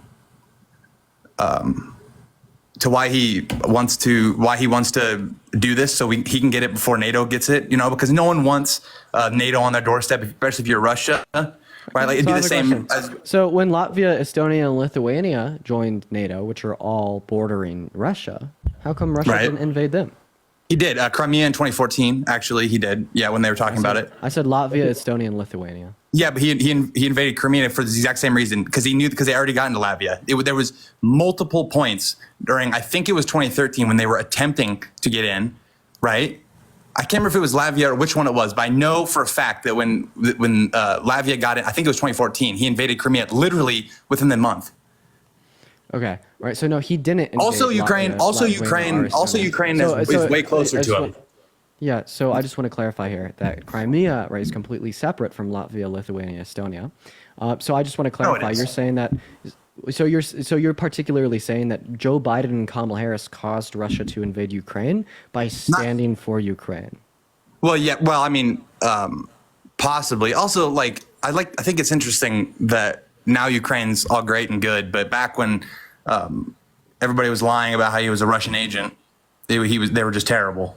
You know what I mean? Remember that? He was a Russian agent. Remember he was getting paid? Possibly, okay. He was getting paid from Ukraine? I don't think that anyone's making the claim that Ukraine is so great, right? But secondarily, I think that we're making the claim that we have an obligation to defend Ukraine because of the Budapest Memorandum that we signed in 1994, okay? Okay. So we have an agreement, a contractual obligation to defend Ukraine. I think that we should fight against Russian expansion. I think that serves in the best interests of America. I absolutely stand for defending Ukraine and absolutely stand for defending other countries that would border Russia. But I don't think that the Biden-Harris administration started that war. I think that is obviously an insane claim. No, it isn't. So you can go. It isn't. You can go find it when she went to Ukraine to the summit. I can't remember where it was. I think it was in Germany in 2021, in Munich. She went and she said this in front of the whole world. Right. And I know that it's a little, but you can't say. Yeah, would you be able to get, would you first be able to give me a source that would indicate that Kamala Harris said that she wants Ukraine to join NATO in 2021, and then would you secondly be able to give me an argument that caused Russia's invasion of Ukraine and they should be responsible for this? Because they don't want NATO on the doorstep. Putin even cited. So then why didn't they invade Latvia or Estonia? Because it's not it's not even close to the same thing. It's not even close. But they're on Russia's doorstep. They are, but it's not even close to the same thing. But I thought you just made the claim that they invaded Ukraine because they didn't want NATO on their doorstep. They did. And now when I say here's other countries that became NATO on their doorstep, all of a sudden it's completely different. Why did they invade Ukraine? Why? I don't think that we have any reason to assume a hypothesis. Why did they invade Ukraine then? One moment. Why? I don't think that we have any reason to assume one hypothesis over another hypothesis insofar as why Russia invaded Ukraine, which is exactly why I would feel confident in saying I have no clue why Russia invaded Ukraine. And I'd say that anyone that attempts to perceive a hypothesis such as yours that they caused it by saying that they should join NATO is completely Why didn't they do it under irrational. Trump? Once again, a correlation causation fallacy. Why How come he didn't start any wars? How come he didn't start any new wars? Why didn't he do that? He didn't start any new wars, just like Biden and Harris didn't start any new wars. Really? Wait, I have a question. I have a question. So you're saying that because Russia invaded Ukraine under Biden and Harris, that it's their fault? So the 65 service members that died under Trump, that was his fault? I mean, sure, I would give that to him. Yes. Okay. So anything that happens in the country, it's their honestly fault. in the world, is to blame on the That's president. why they have the So I job. just want to clarify. So when we had the highest rate of unemployment since the Great Depression in April of 2020 under Trump at 14.8%, did Trump cause that? Well, I think we would say COVID. I saw you yesterday talking about how you would admit COVID. But it happened under his presidency. Sure, yeah, it would be his fault. I would totally agree with that. He shut down the country. Wait, was COVID as a whole his fault? Wait. We're going to go one step further. Wait, COVID as a whole happened under Trump's presidency. Yeah. Did Trump cause COVID? I would say the U.S. government 100% did, yes. Okay, so Trump caused millions of people to die from COVID. Why the fuck would you be voting for the person that caused millions of people to die? Millions of people. I'm gonna say that causing COVID is worse than causing a war because that killed millions and millions and millions and millions and millions of people. You're voting for someone that caused the unnecessary deaths of millions, sir. Now why would you ever want to vote for that? Do you want another global pandemic if he's reelected? Why would there be another global pandemic? For the same reason that you said you don't want to vote for Harris. Wuhan was open One moment. You're saying that you want to vote for Trump because he didn't start any new wars. Well, I don't want to vote for Trump because he started a pandemic. Okay, but Wuhan was open well before Trump got there. But it happened under Trump, therefore he caused it. Yeah, but there was no war. Just like Russian expansion happened well before Biden and Harris got there with their annexation of Crimea in 2014. It happened under Obama. It happened under Obama. It didn't happen under Trump. In 2014. Purdy, thank you so much for the boxing gloves. I really appreciate you for the love. Let's get some W's for Purdy in the chat. It happened in before and after him, but it did not happen during. You can't argue that. Do you understand how like correlation causation logic fails? Yeah. Okay. Explain it to me. Like you can't just assume because something happens in the country or the world that the president of the United States caused it. Okay, that's the argument you're going to use. Then how come they didn't do it under Trump? Also, why won't you just say you're just subscribing to the same logic? You're just like, no, I'm not the same logic. All I'm saying is it is because in a nutshell, your argument is, well, it happened under their presidency, therefore they caused it. All right, and I mean, I've already gone through like the explicit reasons why we shouldn't use this logic, and as I've already kind of pointed out a couple points, we could use this logic to give us really good reason not to vote for Trump. Purdy, thank you so much for the 2 boxing gloves. Let's get some W's for Purdy in the chat. Thank you for the 2 boxing gloves. Like, we shouldn't vote for Trump because he caused the highest rate of unemployment since the Great Depression. We shouldn't vote for Trump because he's only one of 2 U.S. presidents that have left office with a negative net loss in jobs. We shouldn't vote for Trump because he caused a global pandemic that killed tens of millions of people. Let me ask, what do you think he should have done? Just what do you think he should have done during COVID? Well, obviously, he shouldn't have caused such a high rate of unemployment. Well, how would he have done that? Okay, you're not getting my point. Okay, I get your point. I get your point. But all I'm saying, you made the point that under Trump I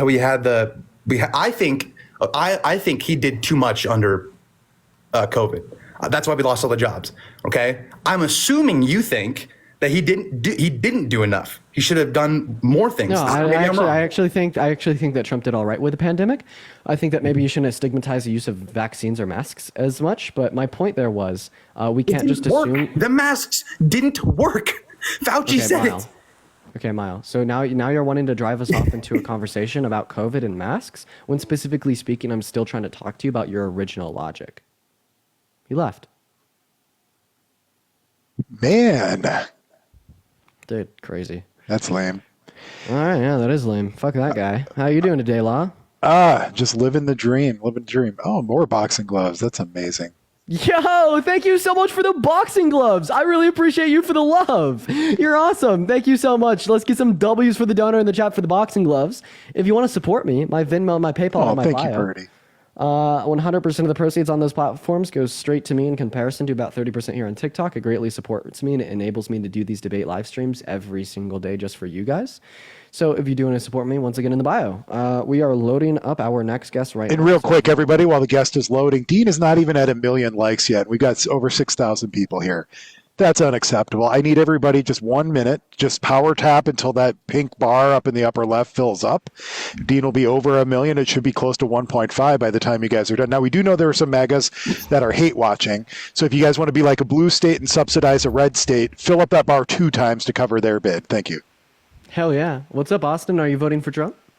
So this is my main account. This is the guy that was on here under the name Tommy. Fuck yeah. Hell yeah. Welcome back in, man. I'm glad that you could find another account to pop back up in here. Where do we leave off? Yeah, so I believe we were talking about how taxing the rich is detrimental to the society and under your beliefs. And my beliefs is that taxing the rich is, I'm sorry, I have that backwards. You believe that it's something that we need to do, and I believe that it's something that we don't need to do.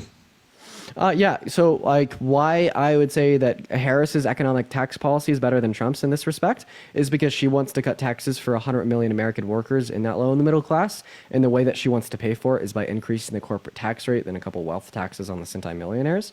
Right, what I'd specifically say here is that 7% bump in the corporate tax rate is the lowest corporate tax rate supported by a Democrat since the 1930s. It's incredibly middle of the aisle, and it's necessary to fund 1.3 trillion of the 2.4 trillion that's required to pay for tax cuts for the middle class. And I'd say that that's much better policy than what Trump is proponing. $4 trillion invested into tax policy that disproportionately uplifts the top 1%.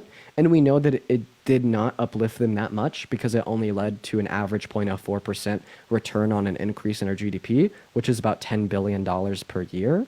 All right. And on top of that, he has no clue on how he's going to pay for it. It's just going to be more debt associated with our country compared to Kamala Harris's tax plan that's self-sufficient and won't add a dime to our debt or deficit over 10 years. Okay, so we'll get to the second part here in a second. We'll start with Kamala Harris's plan. So with the way that she wants to do it, it's going to be a tax on, it's not just the corporations, it's the entire top 1%. If we look at what the top 1% of this country is, that's anybody that makes over $848,000 a year. and which is probably, I would say, more than 60% of small business owners. And then you look at the individuals such as TikTok creators or YouTube creators. There's a large majority of them that are also in that top 1%. So it's not just going to hit those corporations. It's going to hit a majority of the businesses that are in this country. It's going to incentivize people to work for somebody else rather than go into business for themselves, because the risk reward factor just doesn't play into part whenever they're being taxed out of this world. For instance, if we look at just payroll taxes, last year for me to make payroll was $371,000 to pay 37 people. So it cost me $371,000 just to be able to pay these people. And that's based on Kamala Harris and Biden's ideology of what a healthy economy looks like. In reality, I had to make up that cost. So in turn, I had to get rid of a couple of people, and I had to raise the price of my service. Okay, so you're saying that an increase in the corporate tax rate leads to an increase in inflation. We don't see that historically. That's false. I just gave you an instance to where, as in real life, it's happening, and it's not just to the corporation. Yeah. It's to but on the macro scale, we don't see that. So you're saying that a business that makes $100 billion a year, if they're now seeing a loss of, let's say, $10 billion, that they're not seeing a loss? Well, yeah, what we don't see is inflation caused by an increase in the corporate tax rate. If anything, that only further incentivizes business owners to reinvest back in their business. Because, of course, employment, cost of doing business is all factored in pre-tax income, right? So that corporate tax rate's only going to apply to profits or quarterly revenue or quarterly projected profits. And it does not lead to an increase in inflation. We don't see that on the macro scale. Historically speaking, we've had high corporate tax rates and we have not had high rates of inflation. That's just the rebuttal to your claim. It's incredibly easy. Right? Your hypothesis here is increasing corporate tax rate leads to increased inflation. That's your hypothesis, right? Austin, real quick, you said that your payroll taxes have increased under Biden. What legislation did Biden pass that increased your payroll taxes? I'd have to Google the exact policy. However, we're still under Trump's corporate tax code. So it's not all corporate under Donald Trump's tax code. There's still several things. We're still under Trump's tax code in general. It expires in 2025. Okay, and so you're saying that they've implemented no new codes, no new tax credits, no new anything. That's what you're saying? There was one thing under the American Rescue Plan that had to do with 1099 forms, but it didn't change code. It just what you're referencing, right? 1099 is how you pay individuals, correct? Yeah, but this didn't change tax code. It just changed. Well, not employees though. 1099s wouldn't be on your payroll taxes. So hold on one second. Okay, hold on one second. So, and they changed it to how a 1099 employee is classified within a business, correct? Incorrect. Right. What they particularly changed on the 1099 was you have to report income through PayPal, Venmo, and Cash App. So that's not the only thing that they did. They also changed it to where if somebody is working as a 1099 subcontractor within a business and more than 85% of their income comes from that one business, then they're not classified as a 1099. They're now classified as a W-2. Under my business, most of the people that work for me are salesmen. They're in the field knocking on doors as door-to-door salesmen. So that took me from a list of people that were previously 1099 and then now enlisted them into a W-2 program.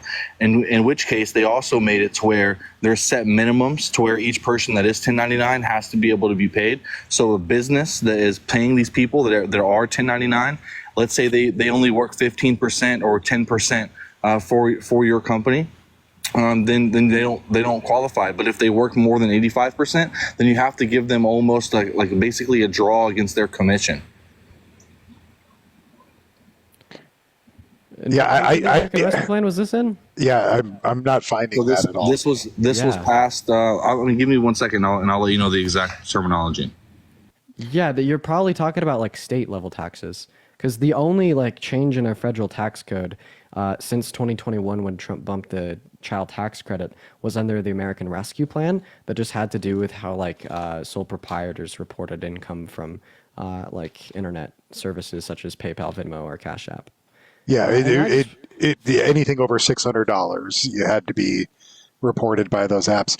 But Dean, something else I'm thinking of too is like we hear people come up and complain about prices of everything, how much everything's costing, right?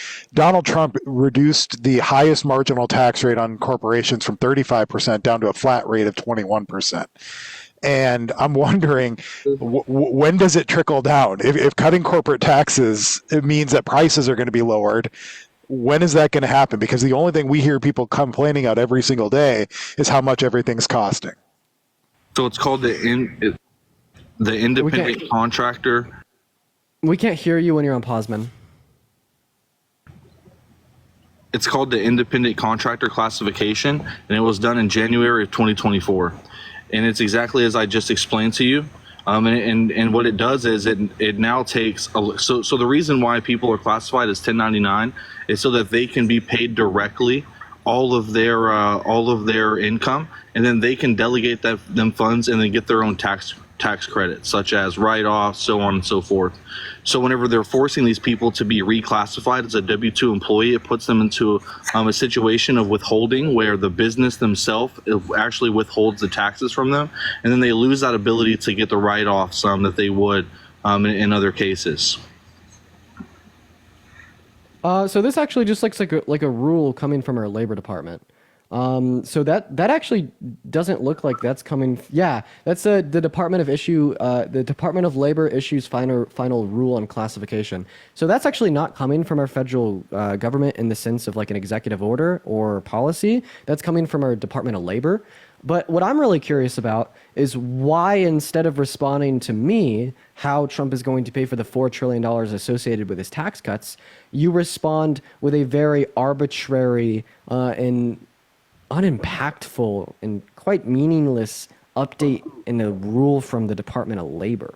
So how is Trump going to pay for the $4 trillion associated with another 10 years of his tax cuts? Okay, so the first answer that I'll give you is you're only saying that because you know it now to be true, and it just completely rebutted everything that you were talking about as far as that did not completely rebuttal everything I said. And then as far as what Trump is going to do. Actually, no. I'm gonna. No. Now that you want to be a big. One moment, Austin.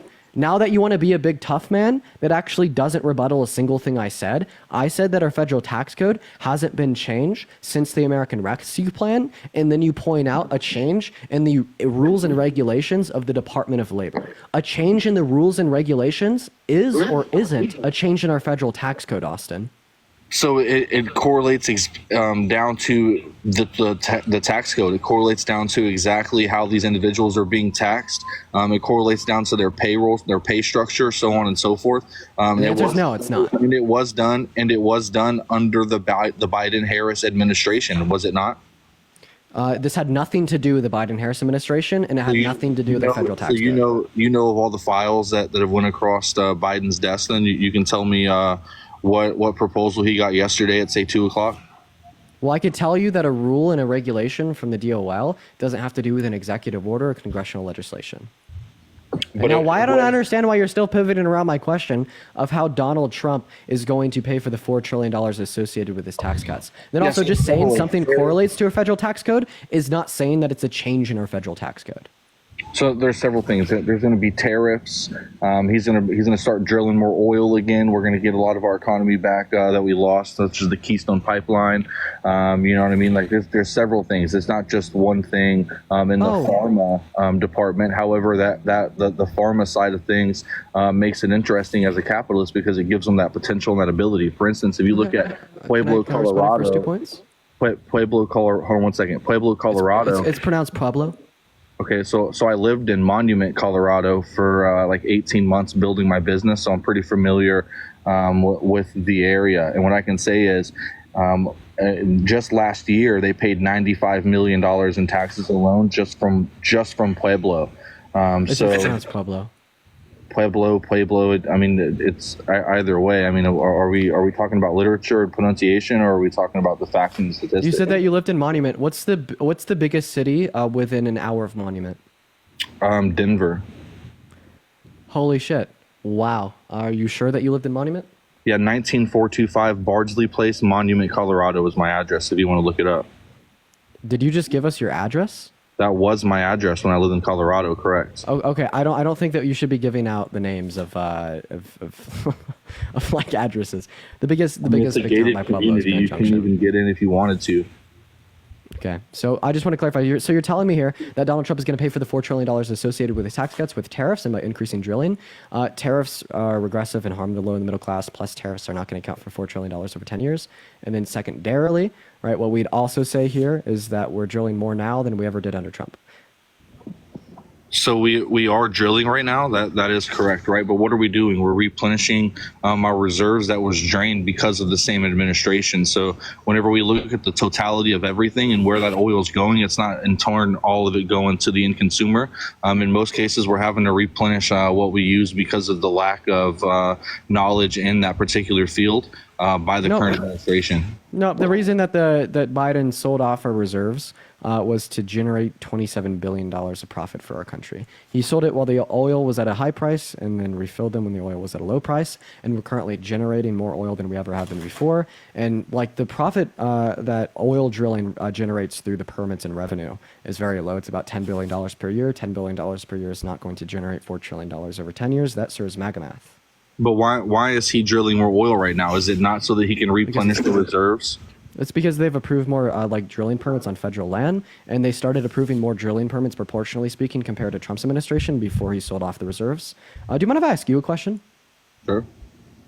Yeah. Would you ever vote for someone that wanted to ban all new Christians coming into our country? To be honest with you, I'm not religious at all, so I'm probably the worst person to ask that question to. I'm not religious. I wouldn't vote for someone that wanted to ban all new Christians coming into our country. I mean, to me, it's like there's context that's being left out of this this question, and it just makes no sense to me. Whenever if we look at anything Donald Trump if has Donald said, Trump he's never called said- for a total and complete shutdown of all new Christians coming into our country, would you still vote for Donald Trump in November? I mean, I don't know. I don't know what this is even in relation If to. Donald Trump called for a total and complete shutdown of all new black people coming into our country, would you still vote for him? Again, you're speaking of hypotheticals that'll never happen.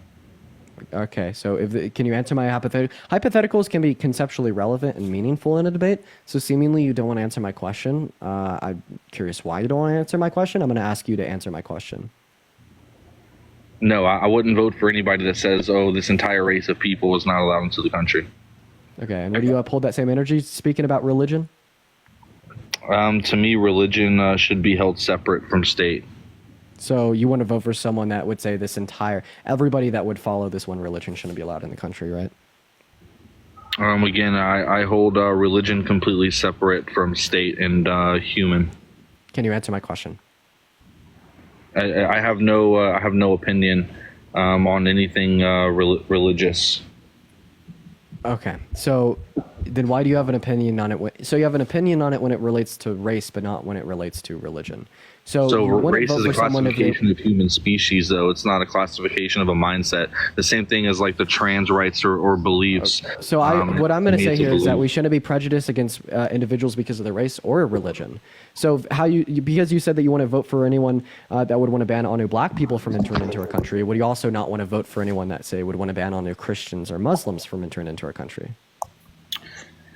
I mean, again, it depends. If we've got people in the Christian race that are actively saying, "Hey, our plan is to come in there and kill the American people," then I would say, "Yeah, let's keep those people out." Yeah, but like obviously, but if there's a blanket rule saying that like we want to ban all Christians, of course that's not just going to affect bad Christians, right? Again, I guess it resorts down to American. Purdy, thank you so much for the whale dive and the DJ glasses. I really appreciate you for the love for the whale dive and the DJ glasses, bro. This question's not that fucking hard, okay? Right? If you ask me, one moment. If you ask me if Kamala Harris, would I still vote for Kamala Harris if she was literally a religious persecutor and wanted to ban all people that follows this one specific religion from entering into the country? My answer would be no. I would never vote for a religious persecutor, okay? So would you vote for a religious persecutor that wanted to ban every single member of a particular religion, calling for a total and complete shutdown? No. Now, would you vote for somebody that says that they would take away, say, your Donald J. Trump is calling for a total and complete shutdown of Muslims entering the United States until our country's representatives can figure out what the hell is going on. Okay, so you're not voting for Trump, right?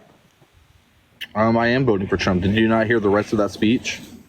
You just told me that you wouldn't vote for Did you not Trump. hear the rest? What is the context of the entire speech that he was giving right there? That's all the context. He called for a that's total all complete the shutdown context. of That's all all he Muslims said. entering into the country until our country's representatives can figure out what's going on. So just you came did out of just the tell blue. me that He you just came out of wouldn't the vote blue for and said that. someone that would specifically call for a total and complete shutdown of all members of one religion entering into our country. We all heard you. You said no, but now that you figure out that's something that Donald Trump has done, all of a sudden, your answer switches to yes. This is my problem with the MAGA mind virus. This is my problem with Trump's voter base. And this is my problem with the modern GOP platform. You guys draw these red lines in the sand. Donald Trump moves over the red line. And then you draw a new red line. You say, if you do this, I'm not going to vote for you. He walks over it. You draw another one. He walks over it. You draw another one. He walks over it. And we actually just saw this mind virus on live in real time. You said a red line, sir. You said that you would never vote for a candidate that wanted to religiously persecute, to ban all members of religion with a total and complete shutdown of them entering into our country. You set that red line, did you not? You Actually, what I did. said And was then when that I I play that clip of Donald Trump calling for a total and complete shutdown of all Muslims entering into our country, now you don't care. So can I rebuttal now or no? Yes, sir. Okay, good deal. So whenever you were initially asked me what was my thoughts on the whole religious aspect, what did I say? You said that you didn't care, and then I pressed you for another 10 minutes, and you're like, no, Yeah, I want to vote. And then you said that you want to vote for a religious And then you persecutor. just got a generalistic answer of a topic that I don't really care less about, right? So the truth No, you is- told me that you want to vote for a religious persecutor. Okay, so let me ask you this: would you vote for somebody who said that, say, they're going to ban your right to have an AR-15? So we could definitely have that conversation next. Okay, so I mean, I answered your question. That would be my question. No, you haven't answered my question yet. And the reason I say that you haven't answered my question yet is because I want you to tell me why you set a red line in the sand saying that you would never vote for someone that would religiously persecute. And now that you figure out that's something Trump has done, now you will. So I just want to clarify, Austin, did you or did you not say that you would never vote for someone that called for a total and complete shutdown of all individuals that would pertain to a given religion from entering into the country? So whenever you're pushing for a generalistic yes or no, and the answer lies somewhere in between, then it's generally going to get misconstrued along the way. So and then exactly to the same pertinence. Lauren, I appreciate you with the $10 on Venmo for dealing with the MAGA mental gymnastics. Yeah, we are literally watching like the mental gymnastics on live. So like, why would you vote for Trump even though he called for a total and complete shutdown of all Muslims entering into the country? Do you recognize that as religious persecution? Do you see the prejudice? I mean, you're talking to somebody who doesn't believe that there's a God. So at what point would I care what they're being persecuted for? Everybody's been persecuted along the entire history of the planet.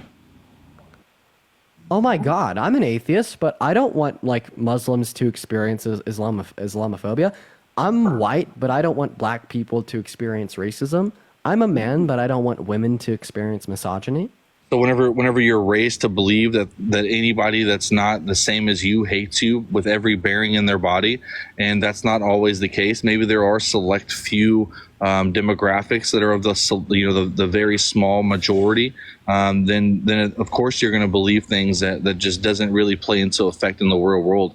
If you're said, hey, if somebody told me my whole life, hey, Indian Americans hate you, like the indigenous people of the country hate you with every single being of their. Phil, thank you for the $5 on Venmo. I appreciate you for the love, Phil. W's for Phil in the chat. So are you saying that it's justified to ban all new Muslims from entering into the country because they're violent? If I was raised to believe that a particular demographic hates me with their entire will, and then I was told that person is going to stop me from achieving everything just because of the color of my skin, then I would say that it's not the person that y'all need to be worrying about that you claim hate you. I would say that it's the mindset that you instill in your children that keeps them from reaching the potential that they deserve in humanity. How does this relate to Trump religiously persecuting Muslims? because again, I told you that I don't care about anybody's religious compass. Like, they can do whatever they want with their life. They can believe in whatever they want, and it doesn't have any bearing on me nor reality. Sure, I appreciate you for the $5 on Venmo. Sure, I appreciate you for the $5 on Venmo. Wait, I just want to clarify. Did you just say that religious persecution, saying that no Muslim should be able to enter into our country, has no bearing on reality? So did it happen? Did he pass a law saying that no Muslims could come in the country? Yeah, so he tried to. He figured out it was unconstitutional. So then he just placed a travel ban on 6 countries that are predominantly Muslim. He tried to, or he said one time in a speech that it's a proposal that might need to be looked at, and then it was never brought forth to Congress. Because that seems more likely. So he tried to, but they figured out it's unconstitutional. So then he proposed the travel ban from 6 predominantly Muslim countries. But I think that this is more than sufficient to use this as sufficient reason not to vote for Trump. Like, for instance, if Trump tried to grape a woman but failed, would you still vote for him? Again, you're talking about hypotheticals that no one can believe, nor draw the conclusion that happened. And I know what you're going to say, the case of Carroll. Well, if you look at Carroll, earlier you talked about all of this this evidence. Well, whenever you look up that case, you'll see that the actual evidence was a couple of friends, a couple of coworkers, and a picture of them two together. I don't see not a single bit of evidence that shows anything about DNA. And then all this cross-referencing, and that never happened. It was simple testimony based off people, and then the other evidence that was used was the deposition and just the overall character of the individual that led the 12 jurors to believe that he could be held liable. And then in turn, they said, in fact, that he did not rape. He did not grape them. The actual occurrence of what happened could have been considered more of verbal sexual assault. So he was held liable for inserting his fingers into her vagina without consent. So would you say that anything going into a woman's vagina without consent is grape? So show me where that was brought up in the court. You can put it behind. You can put it behind you, right? Show me. Yeah, law. Where in the court documents would it indicate that? Yeah, it was in the jury instructions. The instructions were that if Trump, or the allegation was that Trump forcefully and digitally penetrated E. Jean Carroll's vagina, and if the digitally part means with your fingers. So if that was the threshold that they met, then it was essay. And in order to get to grape, they had to believe that it was forceful and penally penetrated E. Jean Carroll with E. Jean Carroll's vagina. So because E. Jean Carroll herself on the stand said that she didn't know, she couldn't tell whether it was fingers or his member, they were unable to reach the burden to meet the grape standard. And that's just a technical legal definition that existed in New York at the time. They've since changed their laws to indicate that any forceful penetration of a woman's genitals is criminal sexual conduct. So again, so what you're saying is it was in the jury, the evidence of him committing this essay. Cadmiel, I appreciate you for the $10 on Venmo. Thank you so much for the $10 on Venmo, Cadmiel. And Purdy, thank you for the boxing gloves. Let's get some W's for Cadmiel and Purdy in the chat right now. Well, no, it's not evidence. That's the explanation of law that was given to the jurors by the judge. The evidence that was introduced was there was testimony. There were 2 of E. Jean Carroll's friends, 2 of the employees at Bergdorf's who testified about the layout of the store at the time and how conceivably it could be possible that this could have happened without being in earshot of an employee or other patrons at the store. And then there were 2 people who testified that were previous victims of similar conduct, and then E. Jean Carroll herself. So those were the 7 testimonies that were given. And then the evidence, the Access Hollywood tape was entered into evidence. There were therapist notes. Those are under seal, so none of us know what they said, but the jury did get to see those. And then the deposition of Donald Trump. So that was all of the evidence, right? Correct.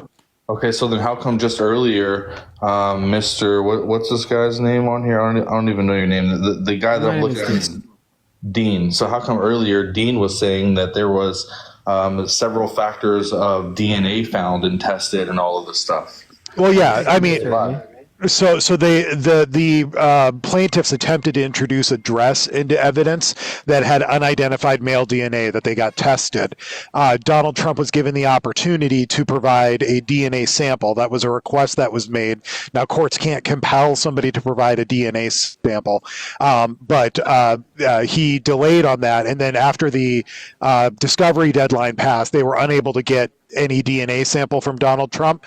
So because of that, they couldn't introduce the dress into evidence, because just saying that it has unidentified male DNA on it doesn't mean that it can it was Donald Trump. So the evidence was insufficient to even be able to introduce the dress, because it doesn't point to anything about the case other than that some guy's DNA was on there. So that wouldn't have been admissible evidence.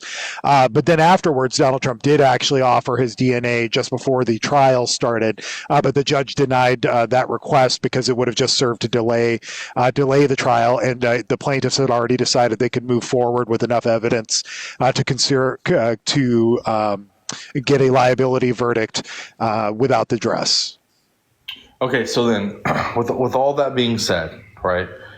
I can tell you firsthand, right, that if anybody is convicted or being tried for grape or SA, the judge will order them to submit a DNA sample. Only in criminal courts. They cannot subpoena DNA in civil courts. So that was my next point. Okay, so if they're being brought in front of a civil court, that means that they've already taken this case in front of an actual prosecutor, and the prosecutor turned down the case, or it was taken in front of a grand jury, and the grand jury said that there was no evidence, or that they didn't believe the foundation or the cause or the root. So that's how that works. So that means that it was taken to. Except it's not how it works if you're outside of the statute of limitations. Okay, so there is no statute of limitations on grape. That's incorrect. Okay, so tell me what the statute of limitations is on grape. In New York at the time, I believe it was 7 years. I'm gonna fact check you right now, just because I know for 100% you're wrong. Looking forward to it. In the meantime, guys, make sure that we're double tapping away on that phone screen, y'all. I just got something super duper exciting sent over to me, chat. And Yolanda, thank you so much for the $5 on Venmo, saying that you admire me and that the generation is well informed. I really appreciate you for the love, Yolanda. You are awesome. Thank you so much for the love. I was just looking at something else on my computer over there, but I just heard him say that he was fact checking you. Fact checking the law. Yeah, he thinks that there's no statute of limitations on grape in New York. 20 years. Yeah, I said at the time that was recently expanded. I believe at the time it was 7 years, but at the end of the day, you were still wrong. There is a statute. Okay, yeah, I can admit when I'm wrong, 100%. That's why I came on and provided you the answer. Would you still vote for Trump if he was held civilly liable for raping a little girl? Again, if you're talking about the Katie Johnson case, that he was not held liable, and in fact, it was thrown out. No, if he was held civilly liable for raping a little girl, would you still vote for Trump?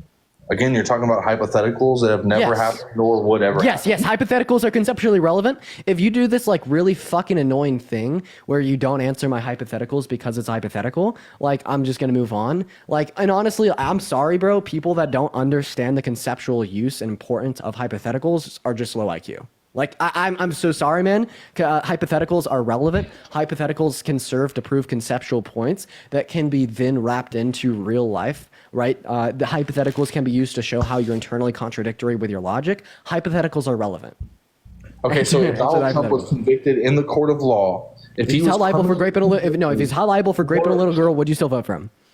For raping a little girl, no, I would not. If he was held liable in the court of law and failed 100%, he did it. Okay. Well, then see what you're contesting here about the E. Jean Carroll case isn't the standard of evidence that they used to prove that he raped E. Jean Carroll, because you wouldn't vote for him if he's held liable for raping a little girl with the same standard of evidence being used, right? So all that you're telling me here is that you don't think that Donald Trump raping an adult woman is bad enough.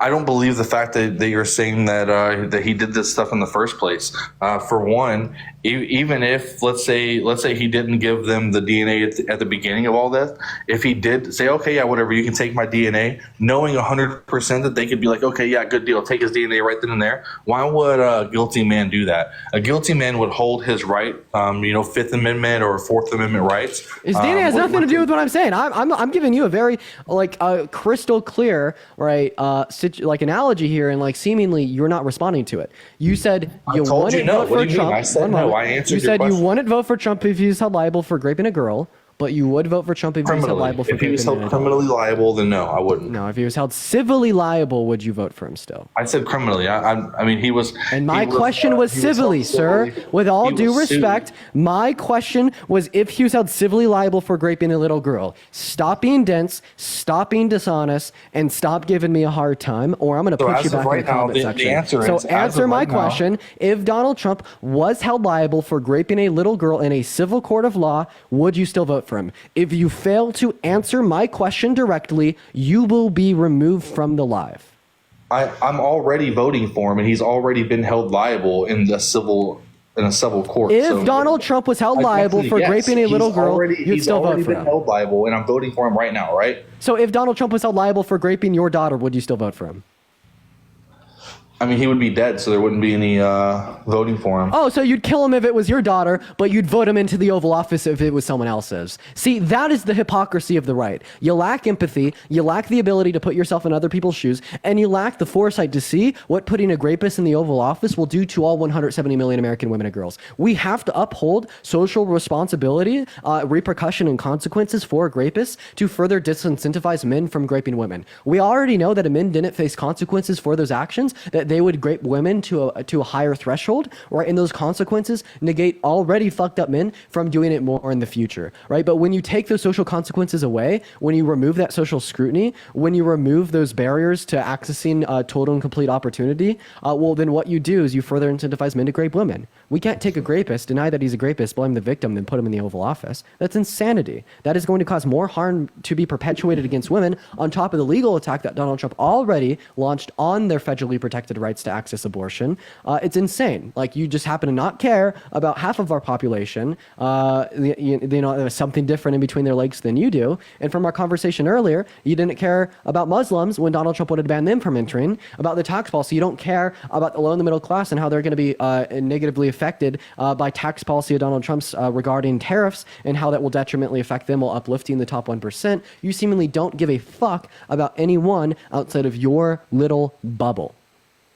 So, I mean, again, all of your points are literally moot. Nothing that you say has any real merit, right? Because you're saying that you're this theorist that is for the people, and you're basically saying that you're a communist.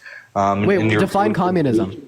So again, I just said it, that you're for the people, right? That you believe that everybody has the equal right and the equal the equal income for doing the everyday tasks. Jamie, thank you for the $5 on Venmo to get right? it. Oh yeah, we have equal rights is communism. Yeah, equal rights is communism, chat. So we have Mr. Dr. Scientist up in here telling us what communism is. Communism is a mode of production. Communism is going to be a stateless, classless, moneyless society, like the rights that individuals have, or the way in which or the way in which wealth is distributed has nothing to do with communism.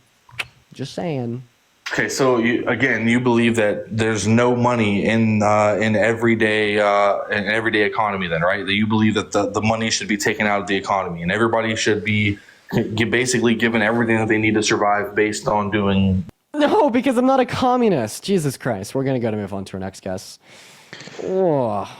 Everybody, thank you for getting Dean to 1.5 million. That is amazing. You guys are doing great work. There are 600,000 people in here, so we should be able to get, literally within 30 seconds, we could get to 2 million if everybody filled up that bar one time. So I'm asking you to do that right now. Fill up the bar one time. As I said, there are some MAGA hate watching. MAGA, if you are hate watching, stop punching the drywall and just punch Dean's face with your finger for a while. It'll make you feel better, and it'll help us get to 2 million and get more MAGA up in the box. Thank you. Hell yeah. Yo, Joyce! Joyce with a $50 on PayPal. That's insanity. Joyce, holy Did I say crap. 600,000? I meant 6,000. I apologize. W Joyce. Joyce, thank you so much for the $50 on PayPal. That is actually insane. I want to see y'all show some fucking love to Joyce in that chat right now with the $50 on PayPal. I'm so sorry. That is insanity. Thank you so much for the love. That means the world to me, Joyce. I want to see some extra big fat fucking W's for Joyce in the chat. I want y'all to spam W Joyce for the next 10 minutes at least. What is up, Brian? Are you voting for Trump? Yeah. Are you driving? Definitely driving. We're going to go and move on to our next guest. Let's go to get our next guest up in the box, ladies and gentlemen. Margaret with a $5 on Venmo. Thank you for the love, Margaret. You are awesome. W's for Margaret. What's going on? Are you voting for Trump? Yes, I am. Okay, all right. We're going to go to move on to our next guest. Why do people come up here just playing music? Dude comes with his own theme song. Yeah, he had his intro. He had his own intro. Well, let's go. You do W intro. All right, moving on to our next. James, thank you for the $10. I will put that to good use, helping people who are disadvantaged in the legal system. Appreciate it. All right, we're going to move on to our next guest here, ladies and gentlemen. So give us a minute. We got our next guest, Smoogly Moogly, loading up in the box. That is literally their name. All right, moving on to our next guest here. Y'all, everyone just be patient for the 6,000 people hanging out with us in here today. If you're voting for Trump, spam MAGA down below in that chat. Is Parker live? Because if Parker is live, I might just send him a raid, going out with him, coast with him for a little bit. We're going to move on to our next guest. He is? Okay. Well, hey, Law, I appreciate you for coming up. Yeah, no problem, man. Anytime. Thank you, everybody. Oh, yeah. Have a good one, Law. You take care. All right. And would you guys spam at Parker get a job in that comment section? We're going to go ahead and head over and hang out with him. Spam at Parker get a job down below. I'm going to go ahead and pin one of the first people that says it. Of course, Effie, how are you always first? How are you always first?